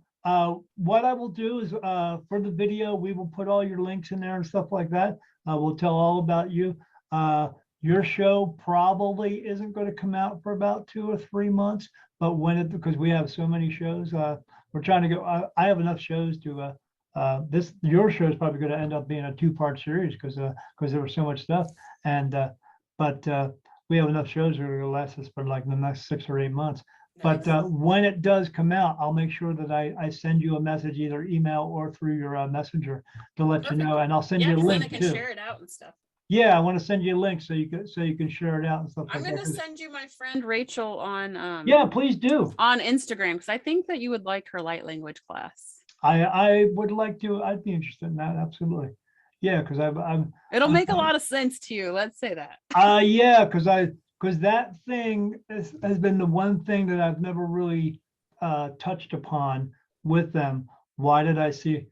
Because I mean, I've seen other things. I saw a big shine, a swirl one time, and it kind of opened up in a big circle and swirl, and I saw all these lights going up, and I was like, "Is that people going home?" And they're going, "Yeah." And I was like, "What's that swirl?" And I heard you. I was like, "What do you mean?" And that's when I heard, "You're a portal for soul. You're a portal for all soul." And then they come through you, and anybody comes home, and anybody comes back, and anybody visits. And I was like, "So that's me." Yeah. And so at that point, I just had to go again. Okay, let's move on. You know, I mean, what do you do at that point? You know, they have shown me heaven on a few occasions, and I get to see that. But because I get to see the Earthbound realm all the time. But yeah, I mean, but I see all kinds of stuff that sometimes I can make sense of it, and I ask them questions and they give me the answer, but sometimes I'm like, what the fuck was that? You know? But and you know, the less that you like doubt or worry, the more, you know, so that's where I'm at. I'm just like, okay, well, whatever comes is supposed to be here. And me too. You know, and sometimes you're like, I think I need to Google it, because it's hard, because it's 85% of things are something you couldn't find in a history book. So it's like, well, you know, so it's just going to have to resonate with them. Right. Yeah. Because they don't want to put it in the history books because they don't want us to know how much it actually is real. But well, and a lot of times Spirit will tell me like, well, this would probably be where Scotland is now, or you know what I mean? Right. So like you can't, because things have shifted so much over time. They're like, well, this would probably be around that area, or this would probably be, you know. Right. But they only tell me that if it's necessary. A lot of times it's not necessary, but if they show me the state or the place or the being, like, it's necessary. So I don't question it, you know. Yeah. Well, moving here to Arizona, Oh my God, the energy here. I mean, there's a lot It's of good crazy. When I energy. went to It is Sedona, I almost fucking threw up. crazy. Oh my God. My mentor, my spiritual mentor, she had a spiritual retreat in Sedona. Her and I got off the plane in Phoenix. Well, we met in the Phoenix airport and took a bus to Sedona. I almost threw up getting close Yes. to Sedona because the Yes. energy was overwhelming. Everybody at the retreat was like, "Are you okay?" I'm like, "I don't feel good." Like we stayed close to a vortex. I was like, "I don't feel good." I mean, that's when galactic beings started coming in for me actually, because the energy is just over the top there. Yes. And Yeah. we saw things in the sky and I was hitting her. I was like, "Oh my God, you see that?" And she's teaching and behind her. I was like, "Oh my," like my eyes are huge. And she looked at me and she's like, "No." When I look up in the sky, so this happened 3 years ago. When I look up in the sky, I only see the moon and I see a blue-black sky. I don't see stars anymore. It just went away. It Oh, stopped. that's interesting. Yeah. The only thing I do see is the blue-black sky and I see energies everywhere. And so I just recently asked them something else about that because I do see one other thing, but I've seen two of them. I see this, it looks like 1, 2, 3 stars and then another star over here. So it looks like a letter Y and I kept seeing it all the time. And so I have a gray, his name is Charlie, and I see him on a regular basis. And so that thing that I'm looking up in the sky, that's a giant like mothership and Charlie's in it. And they told me there's 7 of them and they hover the earth in a position, but most people can't see them because when you look up in the sky, all they see is stars. But I see it. But I have 2 other friends who are mediums who also see it. I have another girl who I mentor. She sees it, and a couple other people said the same thing. I'll have to pay attention. I definitely see stars. I know I have a very heavy history up in the galaxies, but definitely I know. I mean, I know they come. You know what I mean? They show up and come. Yeah, they said they things told me they cut out the stars so that I could see anything else that comes in, meaning artificial light. So if a ship did come in, I could see it. And I was like, yeah, kind of cool. And then I just see faces and energies and all that stuff. I mean, I got to see stars for 50 years. I'm okay with that. But no big deal now. I mean, I can still see them on TV. But just recently, when I got here, so I went out and did one of these CE5 things where we meditated and all that stuff. Now, when I meditate, I just see stuff anyway. But not everybody else does it. Nobody else does. When I had to tell them I was a medium, they're like, "Oh, okay." But when we went out and did it last Saturday night, I saw one band of stars across the sky, and it was the Big Dipper. Now I don't know what that means yet. I'll get it figured out eventually. But it was just this one section of stars where the Big Dipper was, but it was only like, to me, it's like this wide, but we know it's vast. But you should ask them if it's Pleiades. I just hear Pleiades. What did you say again? Say it again. You should ask about Pleiades. I just hear Pleiades when you said that. Yes. Yes, I just got a yes for that. See, again, I didn't know to ask that. And as soon as you said something, I got a yes right across here. So I'm going to have to find out what that means then. Okay, a really good book. Yeah. Bringers of the Dawn is a really good book about Pleiades. And another really good book that you might like, the Thoth book. God, what is it called? It has all the Egyptian and lots of alien. It's super enlightening. And it all makes a ton of sense. I'll have to get my wife to read the book. I'm not a reader, and she is, but she reads. I usually listen on audiobook. Yeah, I would fall asleep. She reads 4 or 5 books a week. So and this Bringers of the Dawn is really good. And then the Book of Thoth, I think is what it's called. THO. Hold on, man. GH. The green tablets, the Egyptian stuff, the galactic stuff. It's crazy good. It makes so much sense. And Bringers of the Dawn makes a lot of sense too. How do you spell that last word, though? I think it's THOGH. Okay. Or THOTH maybe. All right. He's like an Egyptian kind of god. And what was the other book? Bringers of the Dawn. Okay. That one's about Pleiades. Well, my wife's also a starseed, so she would know. Oh, yep. And said she came from there. All right. I'll have her read the books so she can tell me what it's about. Give you the cliff notes. Yeah, I wait till the movie comes out. That's the type of person I am.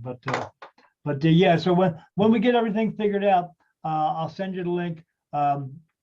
We posted on our regular website, our Beyond the Veil website, and then I go into all the Facebook groups. There are all these podcast groups, and I post new videos all the time. So and we will do that. So, but we will be promoting the shit out of it, because I know it reaches people. The last 4 readings I've done, those people all heard me on a podcast. Nice. So, and I have another reading to do tomorrow. Do you have a YouTube channel? Do you put them on? Yes, we also, so that's why we do the video as well, because we have our own dedicated YouTube channel for it as well. Yeah, that's a good way to get it out too. Yeah, so everybody will see it, not only hear you, but they will see you as well. Awesome.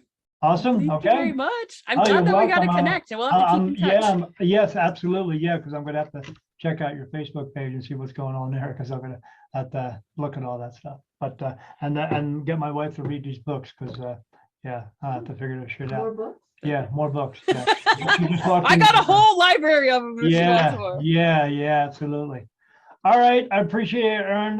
Have a great night. You too. I'll talk to you Thanks. soon. Be Bye. good. And don't do any stupid shit. Bye-bye. Yeah, that's not happening. This was Beyond the Veil with Daniel Jackson. Subscribe to our podcast so you don't miss an episode. For more information about Erin, visit her website at www.vintagemoons.com. Thanks for watching, and we'll see you next time on Beyond the Veil with Daniel Jackson.